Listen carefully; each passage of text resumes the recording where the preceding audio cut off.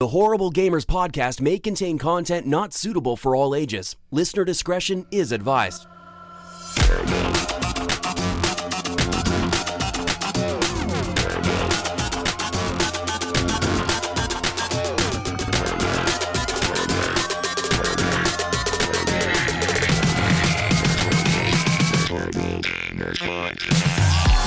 Welcome, ladies and gentlemen, to Horrible Gamers Podcast, show number 302, being recorded on April the 11th, 2020.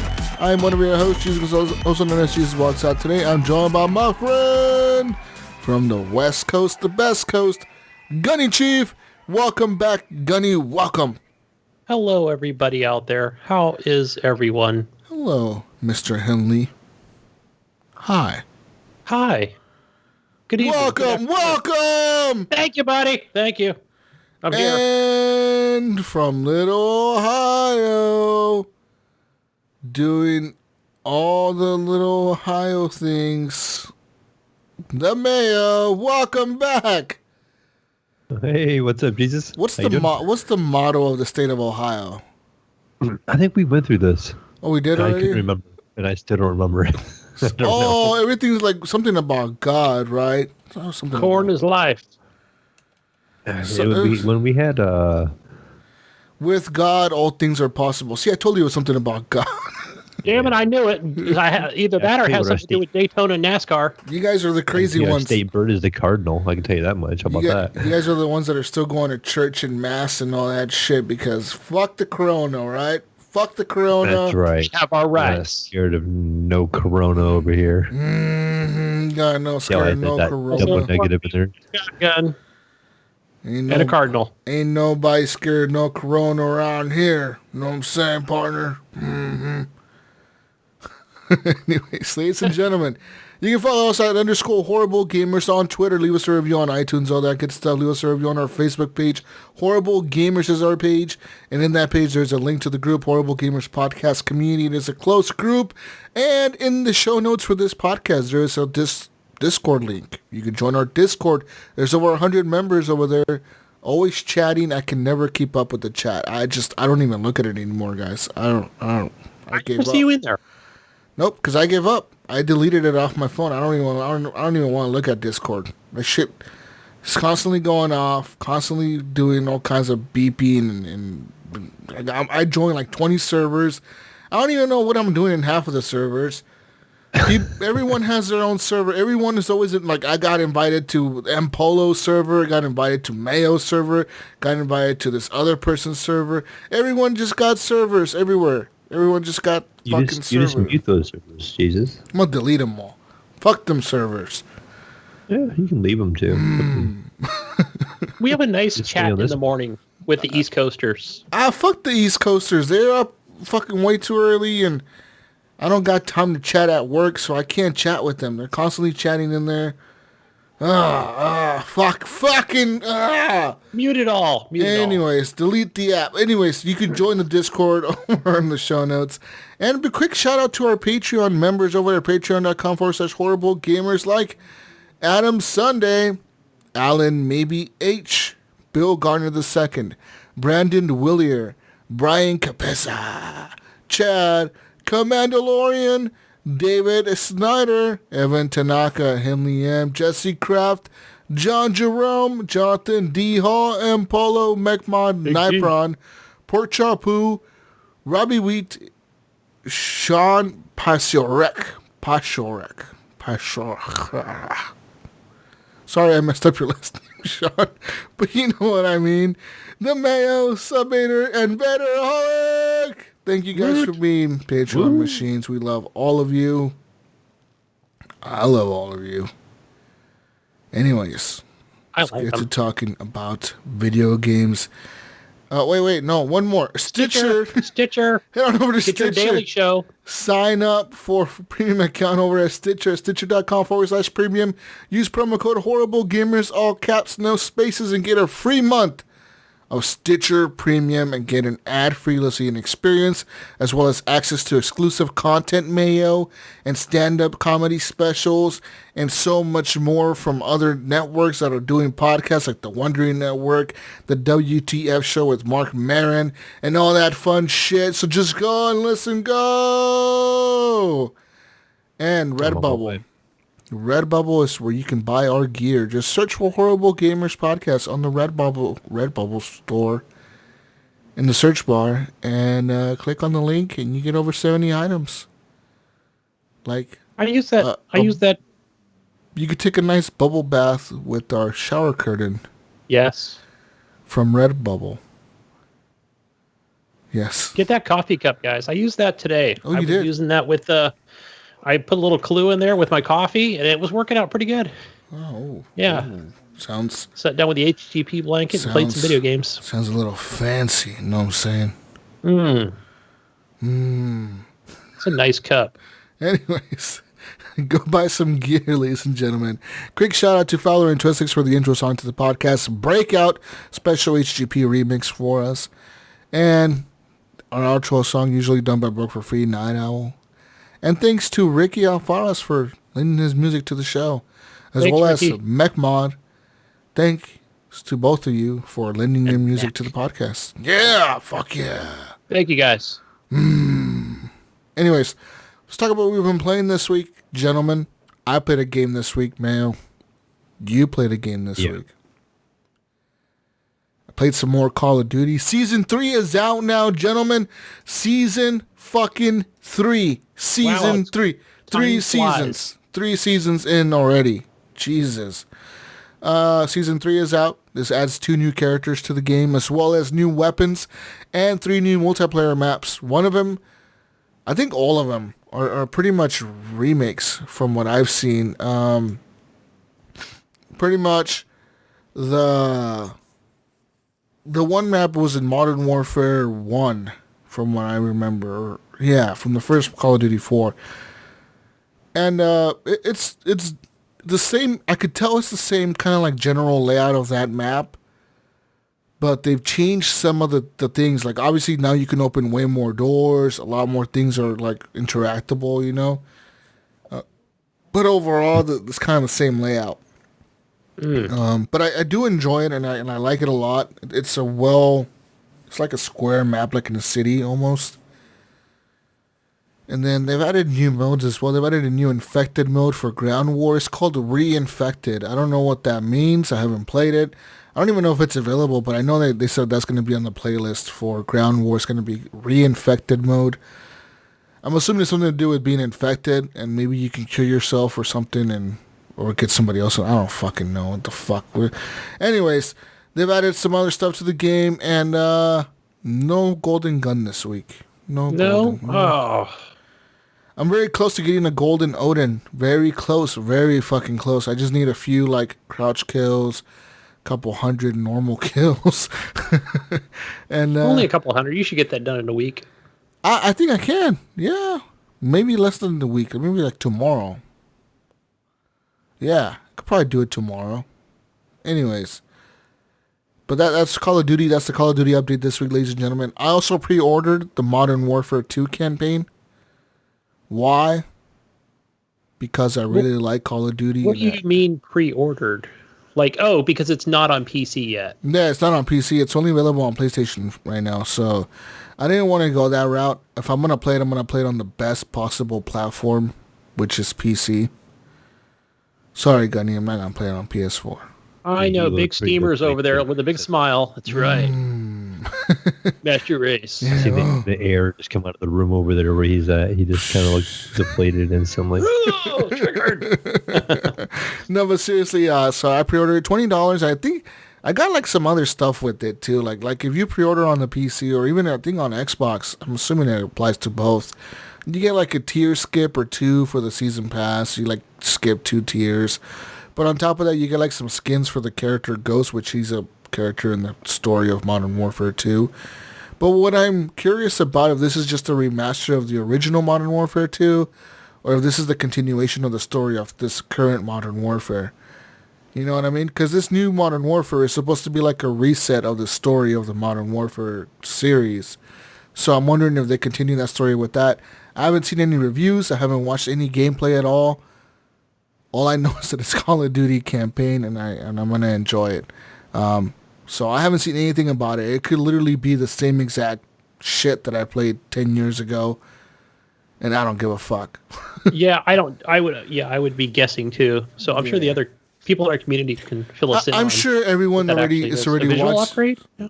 No, it's definitely a visual upgrade. They said that it's a visual enhancement. Everything's been enhanced to HD. It's been enhanced to support ray tracing and HDR and 4K and fucking high frame rates and all that shit. But like I said, what I'm more interested in is if it's the same story or if it's a new story. If they've added a twist to it. Because in this Modern Warfare, the current Modern Warfare, the one we have right now, if you play the campaign with the new character Alyx, he was nowhere, never even mentioned in the first Modern Warfare. He didn't even exist. Captain Price looks different. I mean, right. All the characters are different. Like it's not even the same story. It's not even the same enemy you're fighting. So I wonder if the new Modern Warfare 2 remastered, if it's just a remastered, or if it's a reimagined campaign. That'll be fucking cool. But I highly doubt that it is. I think I would have heard more buzz about it on the news if it was like a new reimagined campaign. I haven't seen much. Yeah, we would have heard about it. Yeah, but I do remember even back then. I think I was playing more, like not as much Call of Duty multiplayer, but I do remember that campaign specifically, and it was amazing at the time. Modern Warfare 2 campaign was the fucking dopest one, dude. That's the one when you shoot up the airport and remember no ration. And the fucking, you shoot up the airport and then they blame the fucking Russians invade America because they think Americans did a fucking attack on them or whatever. And all that was shit. And then the fucking Ghost you get betrayed by the general, the U.S. general guy betrays you guys and whatever. All this crazy shit goes down and he shoots Ghost. And oh man, Mayo, all the shit that happens. It's going to be like a whole new experience for me. Yeah. I really enjoyed that. The airport map, I think the most for me. Yeah, I think that map is coming back. A lot. Eventually, I'm sure that map will come back this year sometime with this new Modern Warfare. What's up, Mayo? So do you think this is going to like have a draw for me to get it over top of the one we have now? If it ever comes to PC? Or if I should get it on my Xbox? What do you mean? The new Call of Duty, the remastered. Should I get it? Did you play? I'm a Call of Duty guy, so. Did you play the new one? Did you play the Modern Warfare campaign? Yes. Did you like it? Yeah, I enjoyed that campaign. Well, you know what, Mayo? I'm gonna answer this for you, and I can easily tell you, like, and can't believe I'm saying this, but go ahead and buy that on PC because I already know, like, if you buy it on the Xbox One X, you're gonna be like, man, it's like moving so slow. It sucks. What is this, guys? Even though you're going to be playing with a mouse and keyboard playing on the X, which I don't even know if that's compatible with that game. I've never even hooked up a mouse and keyboard to my console before. But yeah, my son. You're going to want to play in that 144 hertz. We'll see. I don't know. It's $20. I pre-ordered it. Whatever. It comes out April 30th. I look forward to playing it. So there's that. Oh man, I just can't wait to see that nuke go off again and you die in slow motion. Yeah, fuck yeah. Anyways, moving on now to some other stuff that I played this week, gentlemen. I also played some Half-Life Alyx in VR. Hey, that's right. Well, all time. So I played this on the Oculus Rift. Yes, yeah. This game. First question for you, Jesus, real quick. Do the controllers with the Oculus work, or is it all integrated? Because some games use a controller. It all works. Yeah, it all has controller support built in. So sweet. It just works just fine. First things first. This game, when it first starts up, you're on top of this rooftop and you see this big tower and you're looking at this fucking city and people are walking around. This is one of the best looking VR games ever. Like, it is. It's fucking insane. I don't know if it's the graphics card that I have. I don't know if it's because I put everything on ultra. I don't know what the fuck. But the shit looks fucking sharp, Mayo. It looks so fucking good. I was like, wow. Just fucking wow. And Everything's interactive, really. Like, they really did a good job making, like, a lot of things interactive. You can write things on the wall with the markers you pick up off the table. I wrote HGP I thought on I the seen window. some like somebody do math or something like that. They was using a dry erase marker. and Yeah. they Oh were, yeah, like, that teacher. That was cool. Yeah. Yeah, well, I wrote HGP instead on the wall.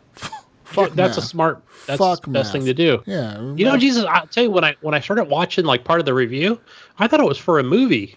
Then I realized it was for Half-Life Alyx. So I was like, oh, this is not the trailer. This is actual gameplay. Math is for losers. No, the game, dude, I'm telling you, it looks incredible. There's moments in that game where I was like, holy, just like, wow, just amazed at the visuals. And then the weird thing was the movement. I didn't like the original movement they have in the game where like it's like teleporting. You like highlight where you want to teleport to or whatever. Yeah. No. Not my thing. I like walking everywhere. Even though I'm walking and it's super slow walking, I will always prefer walking in VR. Yeah. No Man's teleporting. Sky had that, and that drove me insane. I changed that right away. As far as the turning sideways, like they have this thing where like originally when you turn the screen kind of fades to black and then it like it does it so you don't get sick, like motion sickness by turning. And I fucking hate that. So I automatically switched that to smooth turning. And then smooth turning by default is set like a really low speed, so like you're turning really slow when you're like turning the joystick and you try to get the guy to like Alyx to move her head. And she's like turning her head really slow. It's like, fuck, dude, just like turn, motherfucker. And then, so I turned that shit all the way up. Anyways, I pretty much, the whole experience that I'm going to talk about now was streamed on my Mixer channel. So shout out to Brian Tobe Jr., shout out to Ross NYC, shout out to a lot of people that went over there and dropped by, checked out the stream. I really had a lot of fun with it, man. The game is so tense, though. There's a moment where like I died because I ran out of ammo. Like I fucking ran out. and you cannot hit the zombie. In the beginning of the game, they have you make a fist, and I wasn't really paying attention to what the guy was telling me. But I don't think I can punch. I don't think I can punch the zombies, because I tried. I mean, I was out of ammo, dude. Like this thing was coming at me, and like he opened the door to like the subway train, and he's like, "Rah!" Fucking like, and then the fucking like I turn around, and I'm like, oh fuck, where the fuck do I run to? You know, like I'm trying to run back, but he's like running at me, and I'm like, oh fuck, and I try to hit him with like my fist, and it didn't do anything. Like Alyx was just like, ah fuck, and then he fucking killed me. I also figured that I could like pick up a stick because there's like poles and shit laying around, like a pipe. And I was like, maybe I'll pick up this pipe, I can swing it and hit it. That didn't work either. It didn't do anything. Like I swung it right as soon as it came at me, and like it just like went through it or something. Like it's just like the pipe didn't do anything to the zombies. I'm like, oh, this is kind of stupid. So I don't think there's any melee in the game. As far as I know, the only way you can kill the zombies is by shooting them, and then that's it. Oh. So that's kind of lame because the ammo is kind of limited in the game. So, and then on top of that, I'm playing it on normal. I don't know if I dumb it down too easy, if it'll be less bullets. But on normal, the zombies, they have like, you know, they have those like monster alien things on their heads, right? Like the little fucking, Yes. you know, the sucker things on their head. Head crabs. Yeah, Yes. the head crabs. They got those on their head. But then you shoot those, right? That's what I do. And when you shoot them, it takes like literally 6 bullets to take down one zombie. And it fucking is frustrating because you're shooting and your magazine only holds like 12 bullets. So you're shooting, like, boom, okay, one shot, okay, he's not dead. Boom, again, he's not dead, he's still coming at me.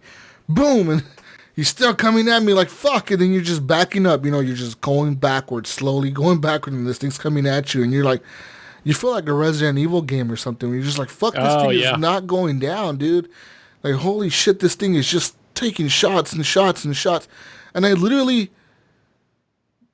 like, wasted 6 bullets on one, and I was like, what the fuck, that's half my bullets, dude. Like, I just reloaded as soon as I came around the corner, and then the bullets are gone. And then the fucking shitty part is when you have like 2 of them coming at you, because then they're like zigzagging and shit, and so like they're harder to hit. And if you miss a bullet, like if you miss a shot, dude, you feel that like, oh my god, I can't believe I just missed that. It's just that was a precious bullet I just fucking lost. And these fucking things are zigzagging, or sometimes they like kind of like stumble a little bit faster at you. They come a little bit faster, and it's fucking it's like stressful, dude, Mayo, because like are they doing anything like Resident Evil where it might be maybe that zombie shuffle sort of where the head bobs a little bit? Yeah. So you're trying to shoot it, and like for example, like say like the first one, I take him down, right? Like, but I took him down and I wasted all my fucking bullets in the magazine. So then the next one's like 3 feet away from me, and you have to reach to your backpack, like you have to reach over your shoulder to grab a magazine, and you have to like press B to release the one magazine. Then you have to put that one in, and you have to like pull the fucking slide the rail back to cock the gun or whatever. And it's like, oh, fuck. You're like trying to do all this shit in the fucking... You know how VR works, Mayo. It's that shit where like, holy fucking shit. What the fuck am I doing wrong? And sometimes it's really hard to aim in VR, too. Oh, it is. The shooting games where I realize how bad my aim actually is, you know? and so that probably plays into it, too. Oh, so it definitely does. But I did end up getting there's an upgrade station that you run into in the game in certain spots and certain levels. You run into it quite early, but I didn't have enough resin to upgrade my pistol. I'm assuming by that point you should have enough to at least do the first upgrade, but I just was missing like 2 resin. And resin is like this little shit you find around the map, and you have to like pick it up and you put it in your backpack, and eventually you use it to upgrade stuff. So the resin, the first upgrade that I got, I was able to upgrade my pistol, and I added like a holographic sight to it. So now when like I raise my pistol up higher, like closer to my eyeballs or whatever, like there's like a little hologram that pops up over it, and it looks like a red dot sight almost. And then if I aim it at a zombie or at a head crab thing, it like highlights the head crab, like, you know, so like it highlights where I'm supposed to shoot or whatever. So that's kind of helpful. Like I don't really see, like I feel like I wasted my fucking resin. I'm like, why do I need this? I'm never going to use this sight. When I'm in a panic, I'm never going to use this shit. I'm just going to shoot at random to hopefully kill something. But I did find a cool gun, and this is the shotgun, which was really stressful when you first get the shotgun, because you're like in this room, and there's a guy, dead body hanging from the ceiling, and he has a shotgun on him. And like you're trying to get the shotgun off of his body, and like you hear like the walls, there's like 2 walls that are made out of brick. And you just hear like something banging against the wall, going boom, and you see like the wall, like dust coming off the wall and shit. And you're like, oh fuck, something's on the other side of this brick wall. And then like I went to the other side of the room, and I was trying to reach for the shotgun, and boom, the fucking wall behind me shook, and I'm like, oh fuck, there's like one over here too. And then like as soon as you grab the shotgun and you fucking grab that thing and you grab the bullets off the dude, the shotgun is obviously empty, so you have to fucking reload it. So you gotta figure that out real quick. But next thing you know, like, boom, 3 zombies fucking, like, break down through the wall. And they're coming from each direction. Like, one's in front of you, one's next to you, one's to the left, one's to the right. And they're all just rushing at you. And you're like, holy shit. So you're trying to reload the shotgun real quick. And then, boom, dude, you fucking shoot the zombies. And like, the shotgun is really cool because it's like a one-shot kill. Like, if you just aim at their head and just shoot, it just fucking kills them. So... It sounds so. Yeah, it's a fucking cool game, dude. It really is. If you have a VR, you should definitely try this, especially, like... I would say any kind of VR. I don't know what the requirements are for the graphics card. Running it on a 2080 Super. There was some things that I noticed, that I don't know if it was because I was streaming... if that was taking up too much resources on my CPU, or what the fuck was going on here. But every so often, there was a weird thing with the movement where, like, if I wanted to move forward, or if I picked something up, like as Alyx, you pick something up and you needed to walk forward, she would start walking backwards. Or like when I needed to walk backwards and I would press back on the joystick, I would press back to walk backwards, she would actually walk forward. And I'm like, what the fuck's going on here? Like the calibration, I don't know what the fuck was going on there. Where, I don't know, something was going on with the controls. Where like, if I needed her to move back, she would move forward. If I needed her to move forward, she would move backwards. And it really sucks when she would do that when I was in the middle of like a gunfight with like these stupid fucking zombies. Oh, definitely. That So would I'm be like, rough. Dumbass, go back. What are you doing going forward? Go backwards. Fuck. You know, and then you get frustrated. And there's checkpoints in the game, so like it automatically checkpoints you to like a certain area, but sometimes the checkpoints are kind of shitty because it does put you back quite a bit sometimes, and you're like, oh man, I gotta go down this hallway and do this whole thing all over again and fight all these zombies again.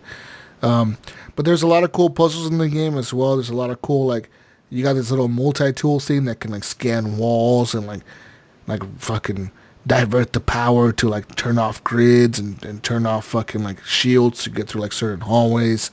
So there's really cool shit like that.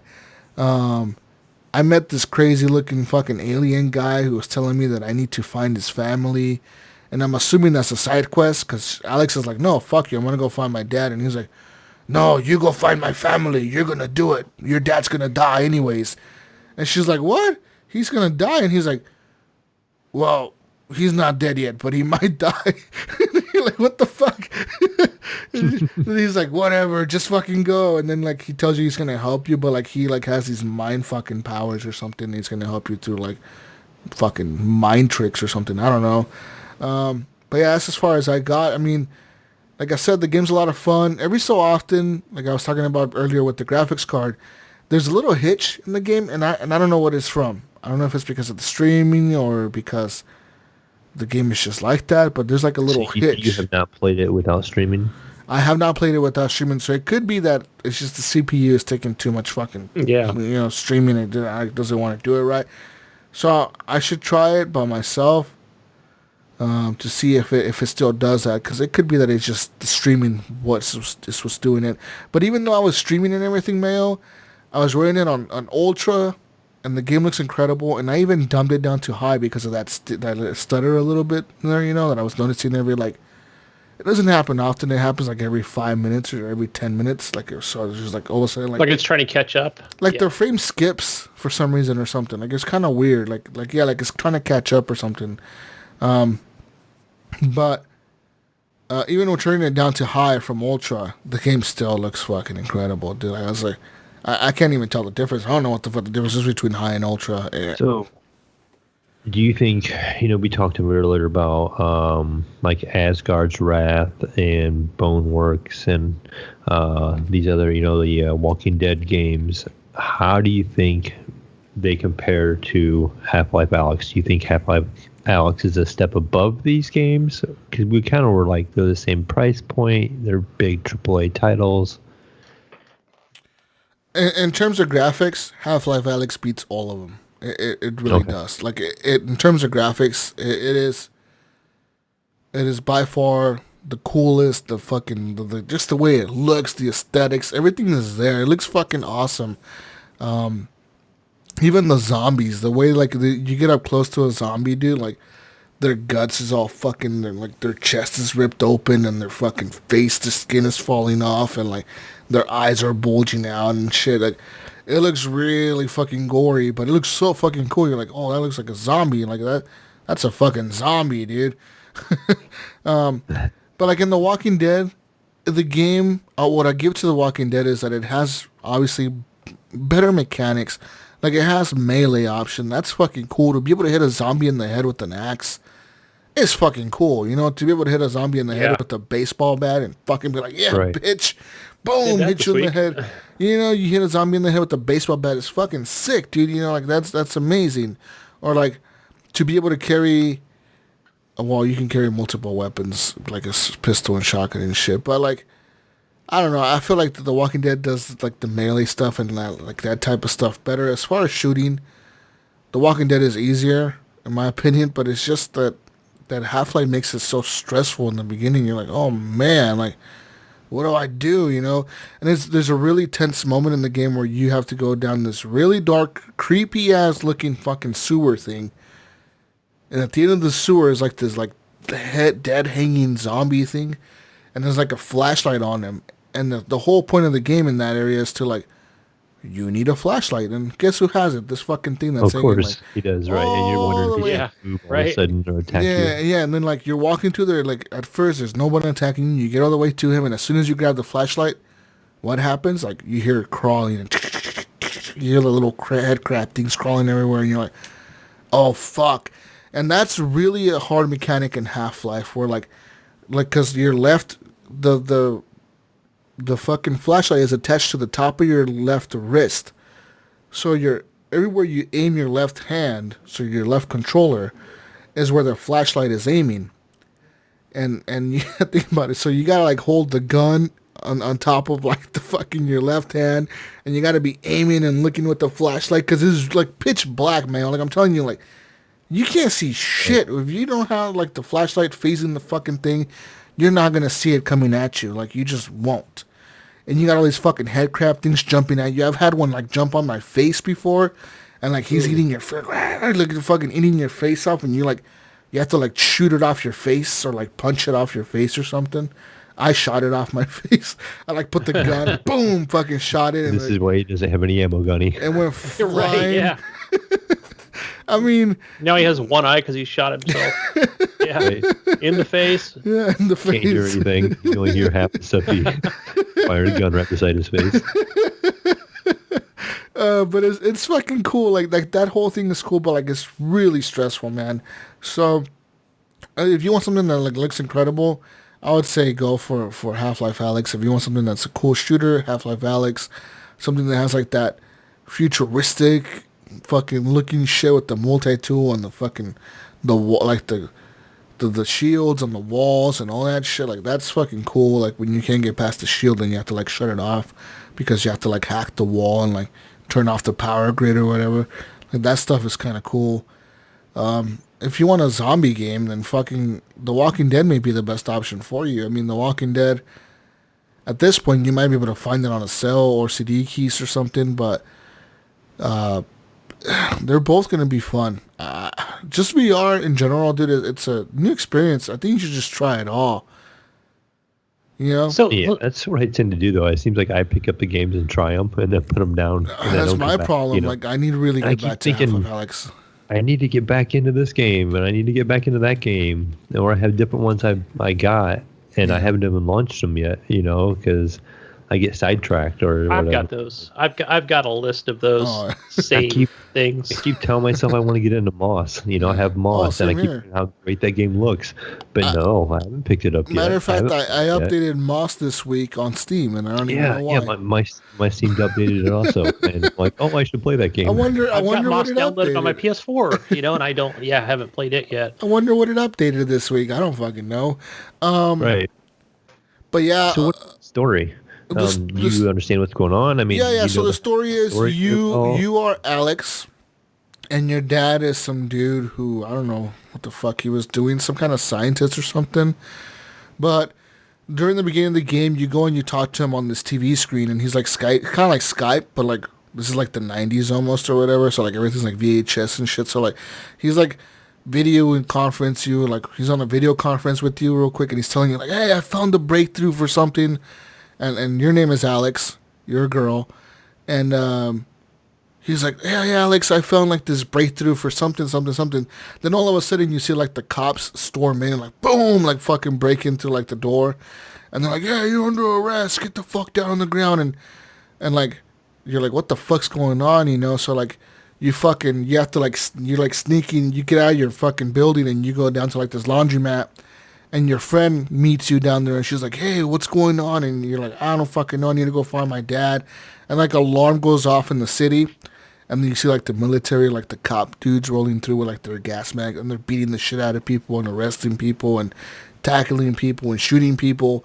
And you're like, what the fuck's going on? They're rounding people up. So you're kind of, like, doing, like, all this, like jumping around, climbing ladders, going through rooftops, trying to get to your apartment or your dad's apartment. And then when you get there, like the cops are there and they're like, put your fucking hands up. And I did. I put my hands up. I'm like, I don't know am I really supposed to put my hands up? And I think you really are supposed to put your fucking hands up, because the dude's like, don't you fucking move your hands or I'll fucking shoot. And you're like, oh fuck, you know, like, I'm sorry, like, what's going on? And your dad's right there and he's like, no, Alyx, like, what the fuck are you doing? And then pretty much they take him away and they take you away on like this one of those cop vans or whatever, and you're in the cop van by yourself, and you're asking the dudes who are driving, like, hey, what's going on, or whatever. And they're like, shut up back there, or whatever. And then all of a sudden, like, the van blows up or it crashes or some shit. And you find out that some dude broke you out because he was working with your dad, and now he needs you to go rescue your dad, and then you're on the train to go rescue your dad, and something happens to the train where, like, the train breaks down or something. So then, to get to your dad now, you have to, like, fucking go through the quarantine zone, which is where all the zombies and shit are at. So you break into the quarantine zone, and you have to go through it to get to the train faster to be able to get your dad out of the police custody. So that's the story. You're trying to get to your dad and rescue him. I gotcha. Yeah. It looks pretty good. I think I might probably end up picking this up. Yeah, this is after the events of Half-Life 1. I don't know if it's between Half-Life 1 and Half-Life 2 or after Half-Life 2, but I know it's after Half-Life 1 for sure. Cool. I actually just got my game strain set back up with Gunny again, and so now I can play Black Mesa. So I'm kind of curious to how that goes too. So I want to play a little bit of Black Mesa too, and kind of get that Half-Life universe going again, and playing through it. So I'm looking forward to that. That's dope. Yeah, man. Like I said, the game's incredible. You'll like it, and I think you'll have a fucking blast with it. Yeah, you might like it more than The Walking Dead, even, because The Walking Dead looks good, but it's that cartoony art style. You know what I mean? Whereas you play this game, Half-Life Alyx, and it's more realistic looking. Anyways, besides all that good stuff, what else did I play this week? Gunny, what else? Oh, Gunny, guess what? What? Guess who I played games with? Wingman. No. Brian Gibson. Can I guess? You could guess, Mayo. Alan, maybe. Yeah, Alan the Bosnian. Woo! And GFNG. maybe Pinpoint Red. Yeah, woo! Pinpoint Red. Nice. Are you guys playing Apex Legends or what? No, we played some Sea of Thieves actually. Me, Mayo, Pinpoint Red, Alan. Maybe got together Sunday night or Monday night or one of the fucking nights. I don't know. It was Monday night. I don't remember. There's been like a resurgence back in that game because dude, that game. My son actually bought that game this week.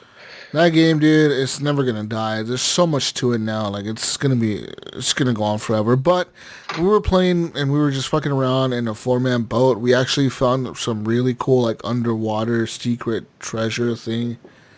Took us forever to get there. Take us forever to get there, right? Like we sailed like probably 20 minutes to go underwater. Yeah, we spent a while on it. Just for one chest. Literally, it was one fucking chest. And but other than that, I mean, it was a fun experience. I ended up passing out, dude. Like literally, we got to that one island, the last island we got to where we were playing while I was still there. And all I remember is one of you guys said, "Is Jesus asleep?" And I heard that. And I was like, you know what? I should be asleep. I was like, I should really be asleep right now.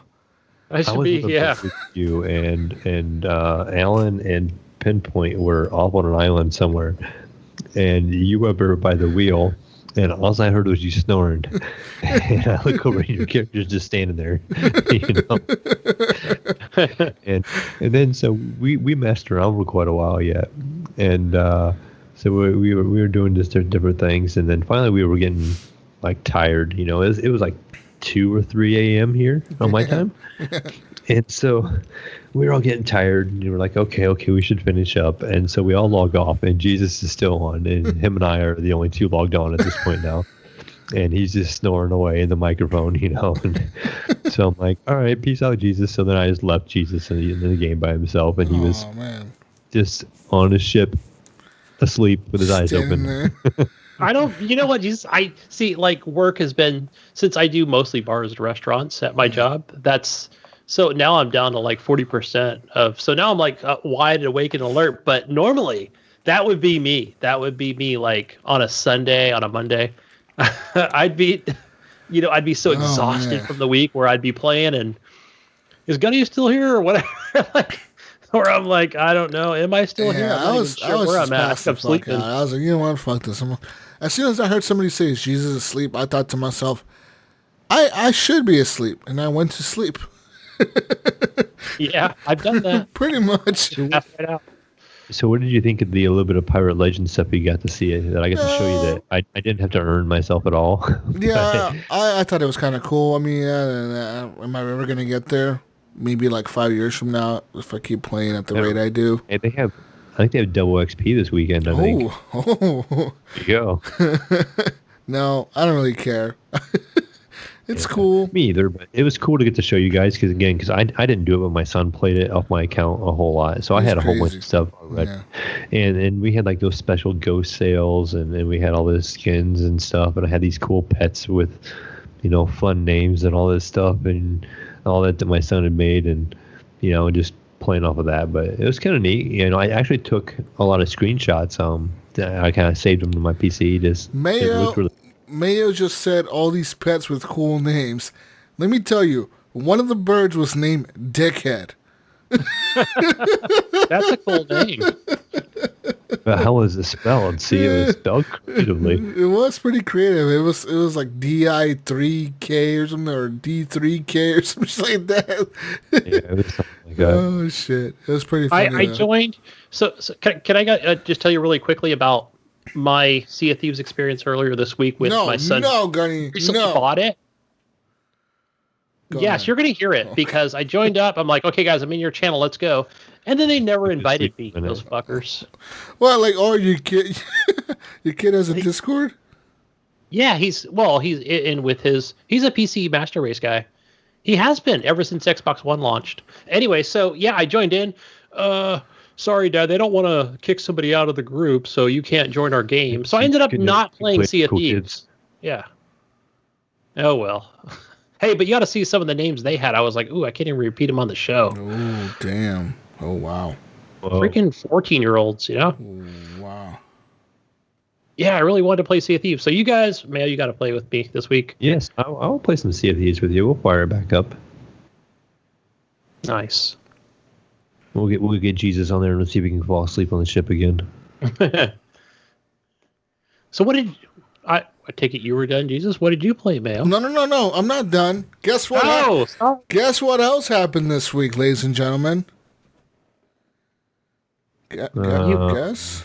When you say that, you always buy something.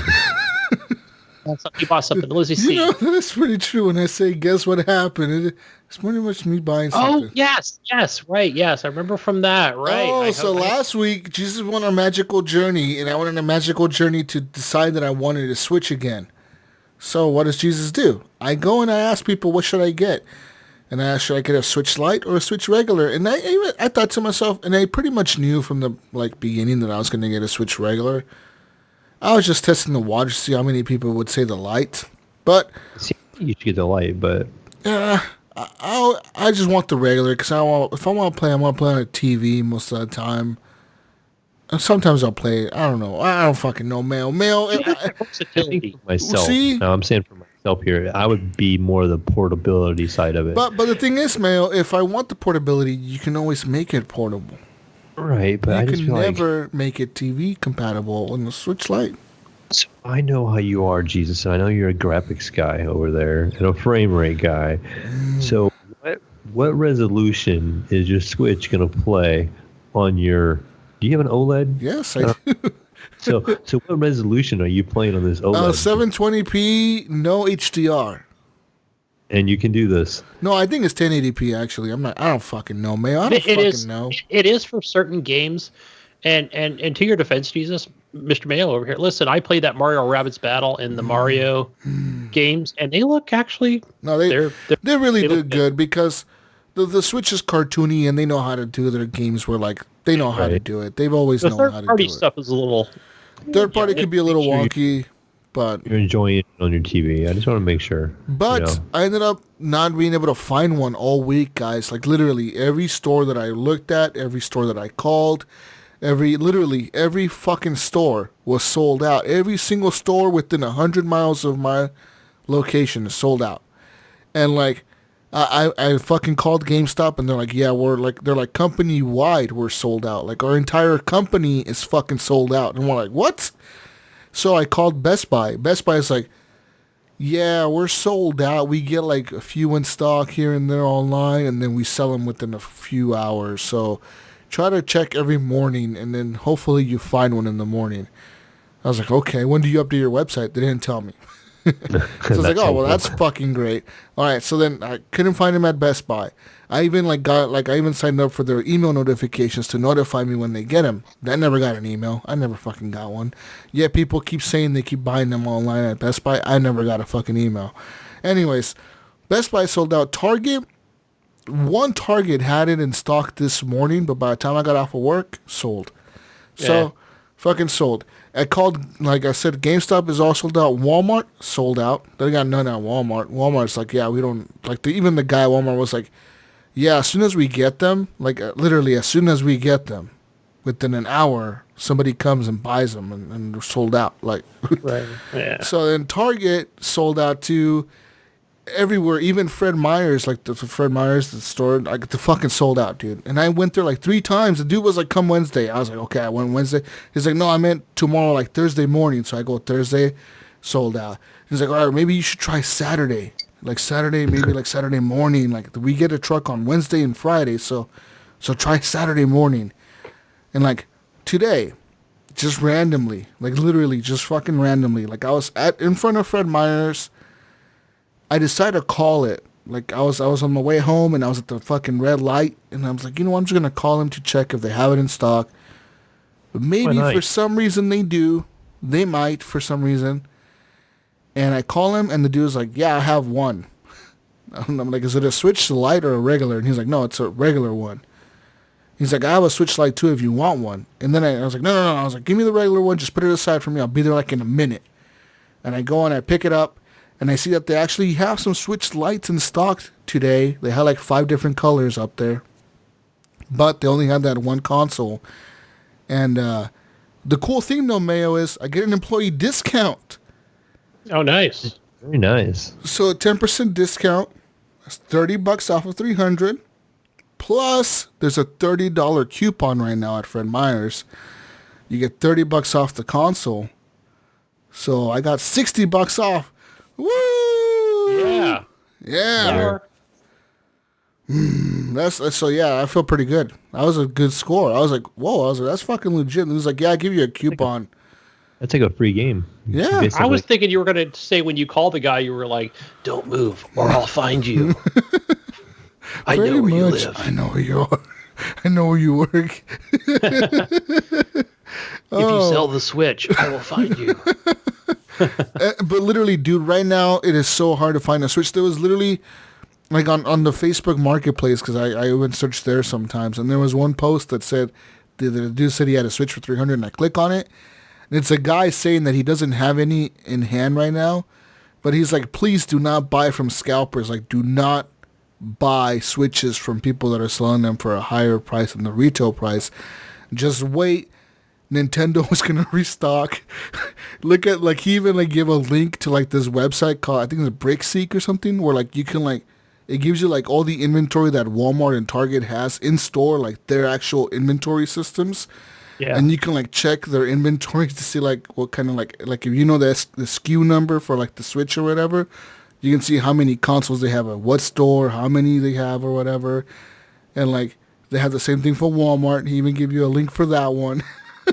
Like, this is being serious, but literally everywhere that I saw, man, was fucking console was being sold for like, I thought, I was like, should I just sell this thing for like $350? I would make I would make over $100 on it, but nah, fuck that. That's fucked up. Like, literally right now you cannot find one, dude. It is hard, man. I think Mayo told me he had some over there where he's at, yeah, but so yeah, my story actually, right before Jesus got his Switch, he was talking to me, and I was talking, back and forth with him. I decided to go out and pick up an Xbox. Oh! Hey! Join the console family. Welcome. Xbox One X over here. I was wanting to get on the PC the one night. My son was just playing Minecraft on the PC. I'm like, get off the PC. I got some stuff to do, you know. Go play Minecraft on the Xbox upstairs. And he comes back down from upstairs. He's like, Dad, the Xbox won't turn on. And this is the old generation, you know, Xbox One. OG. 1 terabyte The old edition, hobo Xbox One. big old power brick. And I go up there and I look at it, and the power brick's not lit up. So I unplug it from the wall, plug it back in, nothing. I'm like, okay, maybe there's something with the outlet, you know. So I plug it into a different outlet. Nothing. I'm like, I don't know. I can't mess with this tonight. I can go get on the computer. I had some work to do. So the next morning, I go up, get his Xbox. I take it downstairs in the living room. I unhook everything. I unhooked a brick from the Xbox.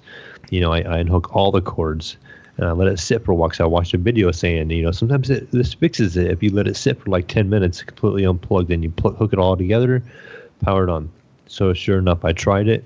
No lights, no anything, no Xbox at all. Damn. So I start looking. I get online, you know, I get on my phone. I have my phone right there, and I start looking for power bricks. You know, first thing I look at is a used power brick from GameStop, and I find one right away. They're like, "Yes, we have power bricks, $50 for a power brick." Yeah. I'm like, "Are you kidding me?" So, as I was scrolling through, I started seeing these prices of the consoles, and I seen they had the Xbox One X for $299 bundled. I'm like, well, if I'm going to spend $50 on a brick, you know, I might as well just maybe look at getting an Xbox One X. That's expensive. How do they justify that today? Like today when That's the gouging. Xbox One S is out already, and the Xbox One X has been out for a bit too. Like how do they justify a $50 fucking price like a brick? It's just all it does is the power. That's all it does, like a power surge protector, pretty much. I was like, Yeah, you they're know, normally $20, so they jacked it up $30. Fuck. yeah, Because I bought one, I think, for $20 a few years ago. Getting a refurbished brick even to boot, you know. So I was like, so I think even I even might have bought an aftermarket one. I don't remember. It was when, yeah, I remember me and Ryan Gibson went to play a game, and I was like, dude, my Xbox is dead. Yeah, so it was like 3 years.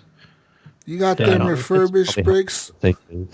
You know, I'm guessing that's how old this Xbox is. I don't know. But except I bought it used. And I got it from GameStop, of all places, right? You know, so I started looking, and I see the Xbox One X for $299. And I'm like, oh, that's not a bad deal. And it had the Fallen Order bundle. I'm like, you know what? I've kind of always wanted to play the Fallen Order. I had it on PC. I had it on the Origin Pass.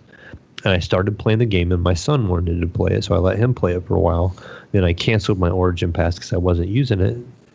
And so I was like, you know, I wouldn't mind picking up Fallen Order again at some point in time. Then I got thinking, it's like, well, that's basically the price of like a $60 game, and I'm getting a controller with this Xbox, so you might as well say I'm taking like $120 off the price. Yeah. Then I start thinking I'm paying like $200 for this Xbox One X, you know, basically after tax and all that stuff. And then I get looking, and it comes with a month of Game Pass. It came with a month of, you know, Live Gold, which I already have, like the ultimate versions of those. And it came with, I think, it's a little bit of EA access, I think. Anyway, so I am like, I think I'm just going to do this. I think I'm just going to pick one of these up. So I started looking at other stores, and Target and Walmart, and all them guys are advertising them for $299. So I'm like, oh, sweet. I know exactly where there's, my Target has the Fallen Order edition bundled at the store. I've seen it like a billion times every time I go to that Target. So I jump in my car, I drive over to Target, and I get there. It's like 10 minutes away. And I walk in the store, and I walk to the back of the store, and all they have is the NBA 2K20 bundle. And I'm like, no, this isn't the one I want. I want the Fallen Order one. And it's the only one they had, and they had an Xbox One S beside it. I'm like, definitely not what I don't want the S, and I definitely want the 2K20 one. I don't want this one. So I'm like, do you guys have the Fallen Order bundle? And he's like, no. I'm like, well, is it $299? And he's like, let me check, because the tag said $399. And he scanned the tag and said, yeah. He goes, it's actually $299 right now. I'm like, okay. I said, well, there's another Target like 15 minutes away. I said, why don't I go over to that Target, and maybe they'll have, can you check their inventory from here?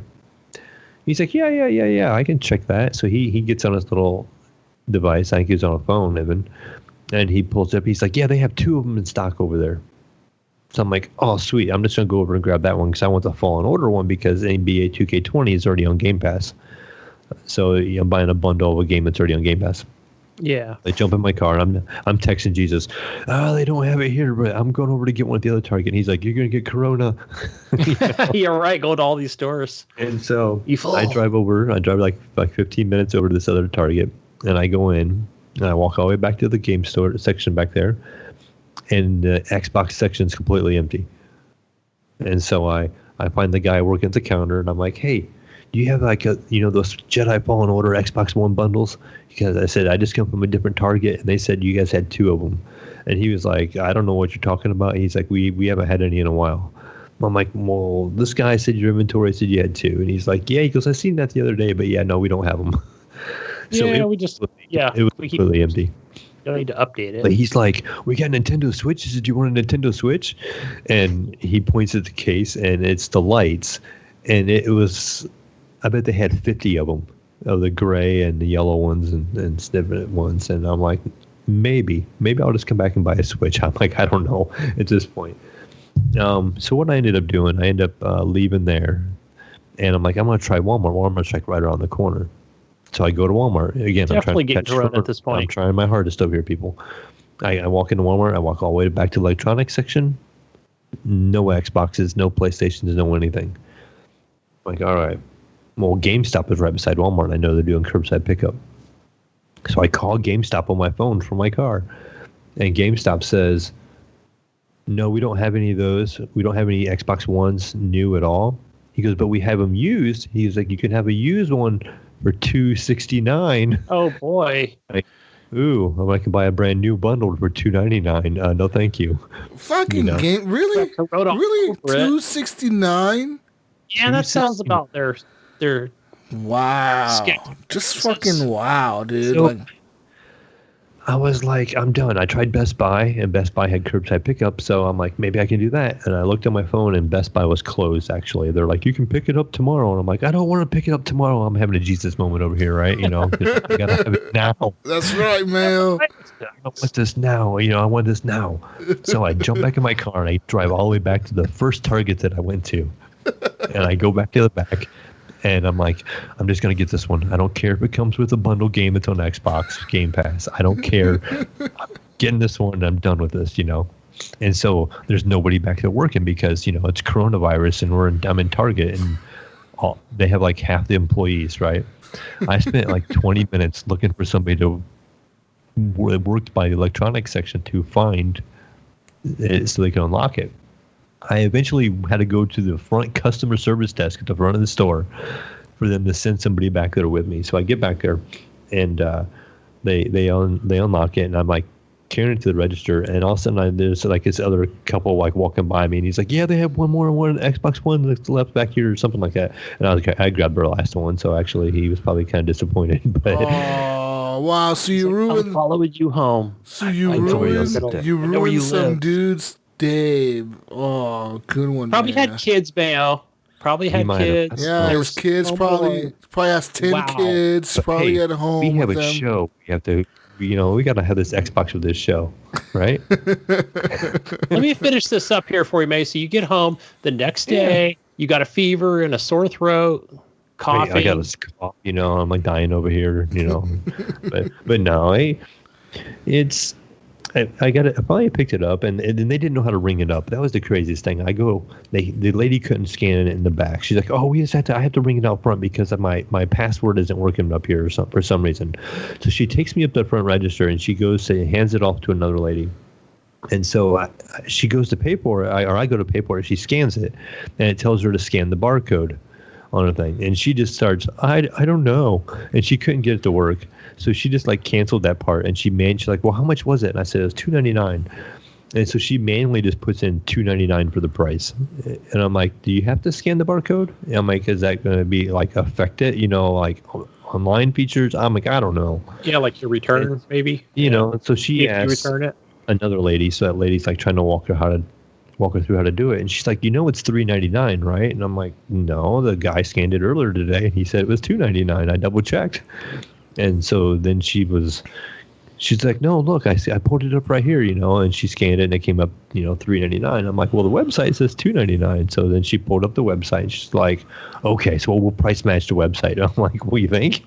You're right. It's Target, you're price matching your own website. That's a good job there, So finally, after like an hour and a half trip, jeez, I bring home this Xbox and I set it up and I hook it up to my 4K TV. And it isn't displaying in 4K. It's displaying in 1080p. Oh, I remember this. And so I'm messaging Jesus. I'm like, what's wrong with this thing? Why isn't it working? And I'm like going through all the settings. I'm like, am I missing something?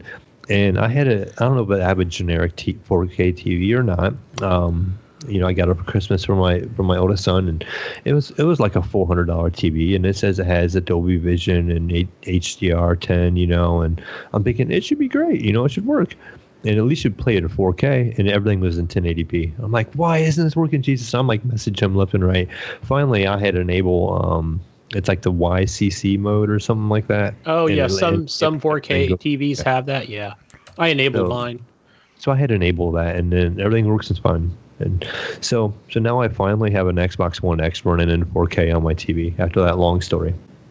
Jeez, finally. First thing I did was I downloaded some Ori. And was it Will o' the Wisp? Is that the title of it? Yeah, Will of the Wisps. Is that what it was? So it synced my data off the cloud, and it said I had an error off the cloud, and it wouldn't let me load my progress into the game that I had started already. So I went back to my PC, fired it up on the PC, and it said the same thing. I had an error on my save file, so it wouldn't let me start from where I was at.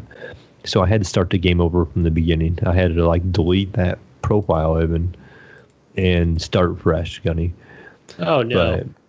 But so I'm like, oh well. So I went back downstairs. I fired up the Xbox again, and so I played it on the Xbox, on the 4K with the HDR, and it does look good and it plays well. But I still get that little hitch every once in a while. I mentioned it last week on the show on the OG Xbox, that every once in a while, I'd say like once every 4 or 5 minutes, the screen will just kind of freeze for like a second, and then it goes. And I just thought it was because it was just a really old Xbox, and now it's did it on this Xbox One X a couple times, and so I don't know if it's something in the game or what, but. I got to the point, Gunny, I'm not nearly as far as you are. I know you're pretty far into it.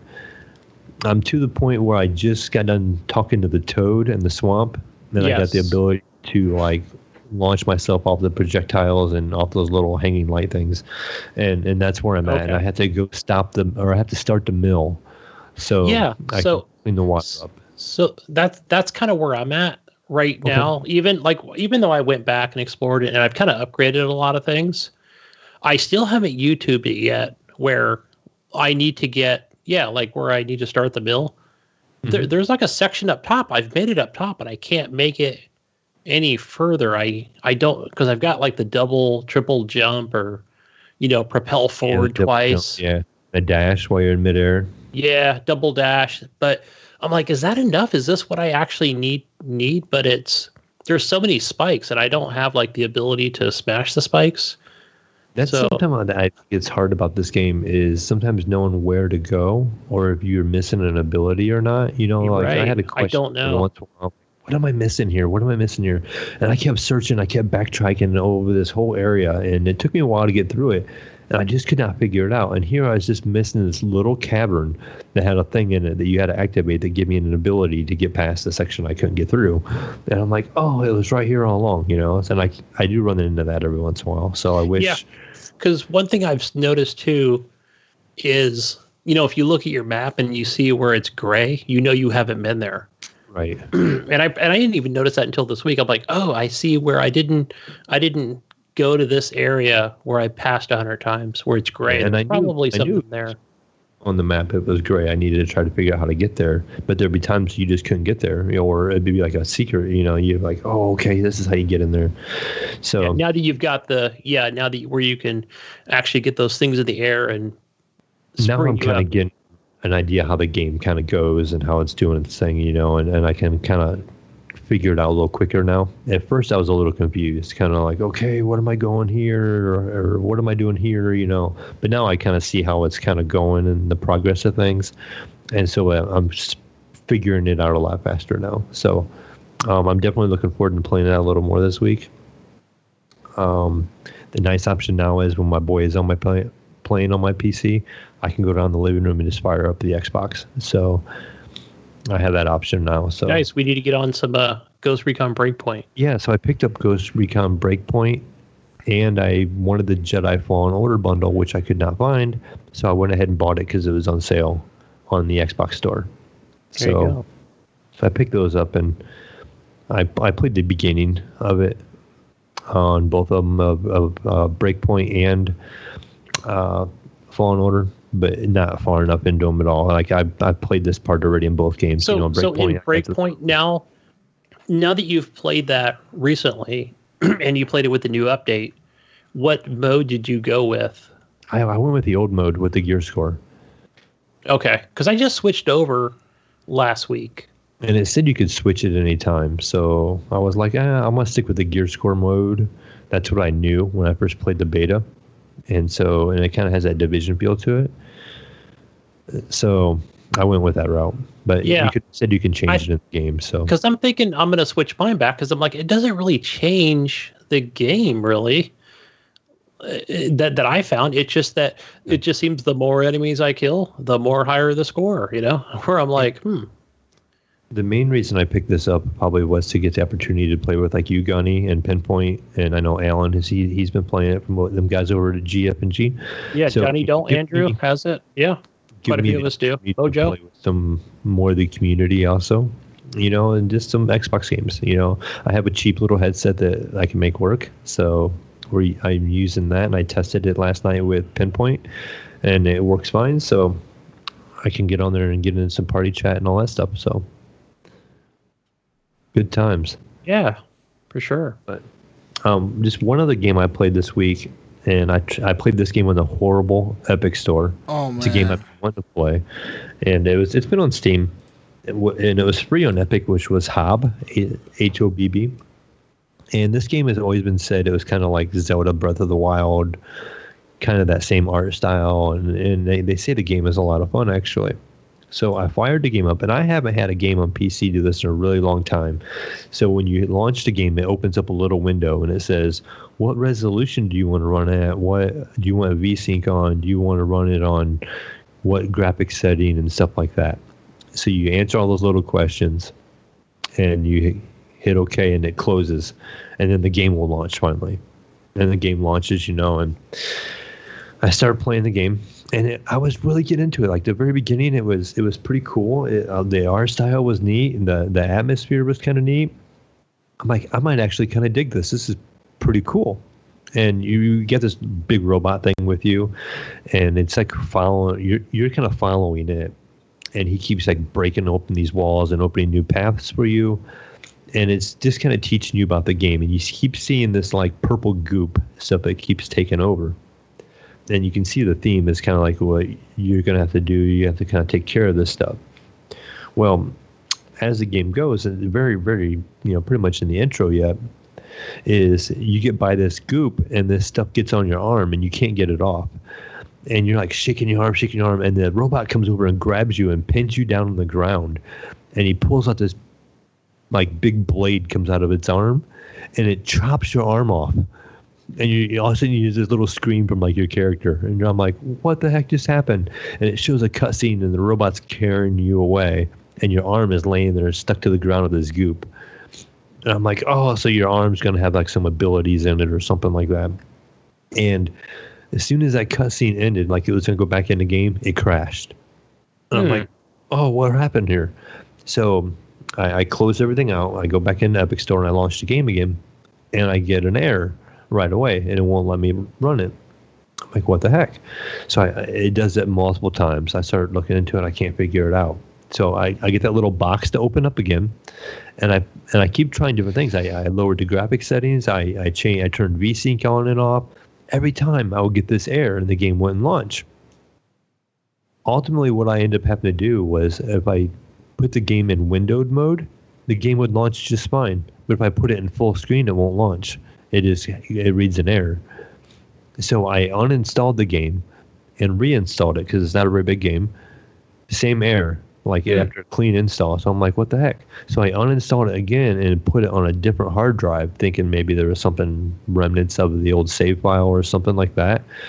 And so I put it on a different hard drive, completely different drive, launched the game in full screen, same error. It would not let me open this game in full screen. But as soon as I put it in windowed mode, it launches just fine. But the problem is in window mode, everything looks like it's off center. Like everything looks like it's shifted off to the right. Like before my character was more in the center of the screen. Now he's like on the far right side of the screen. And I feel like I'm missing a whole bunch of stuff on the right side of the screen. Yeah. So I don't want to play it in window mode. So trying to dig up information on this, of course, I can't find anything because I'm going to say it now, Gunny, the evil Epic Store.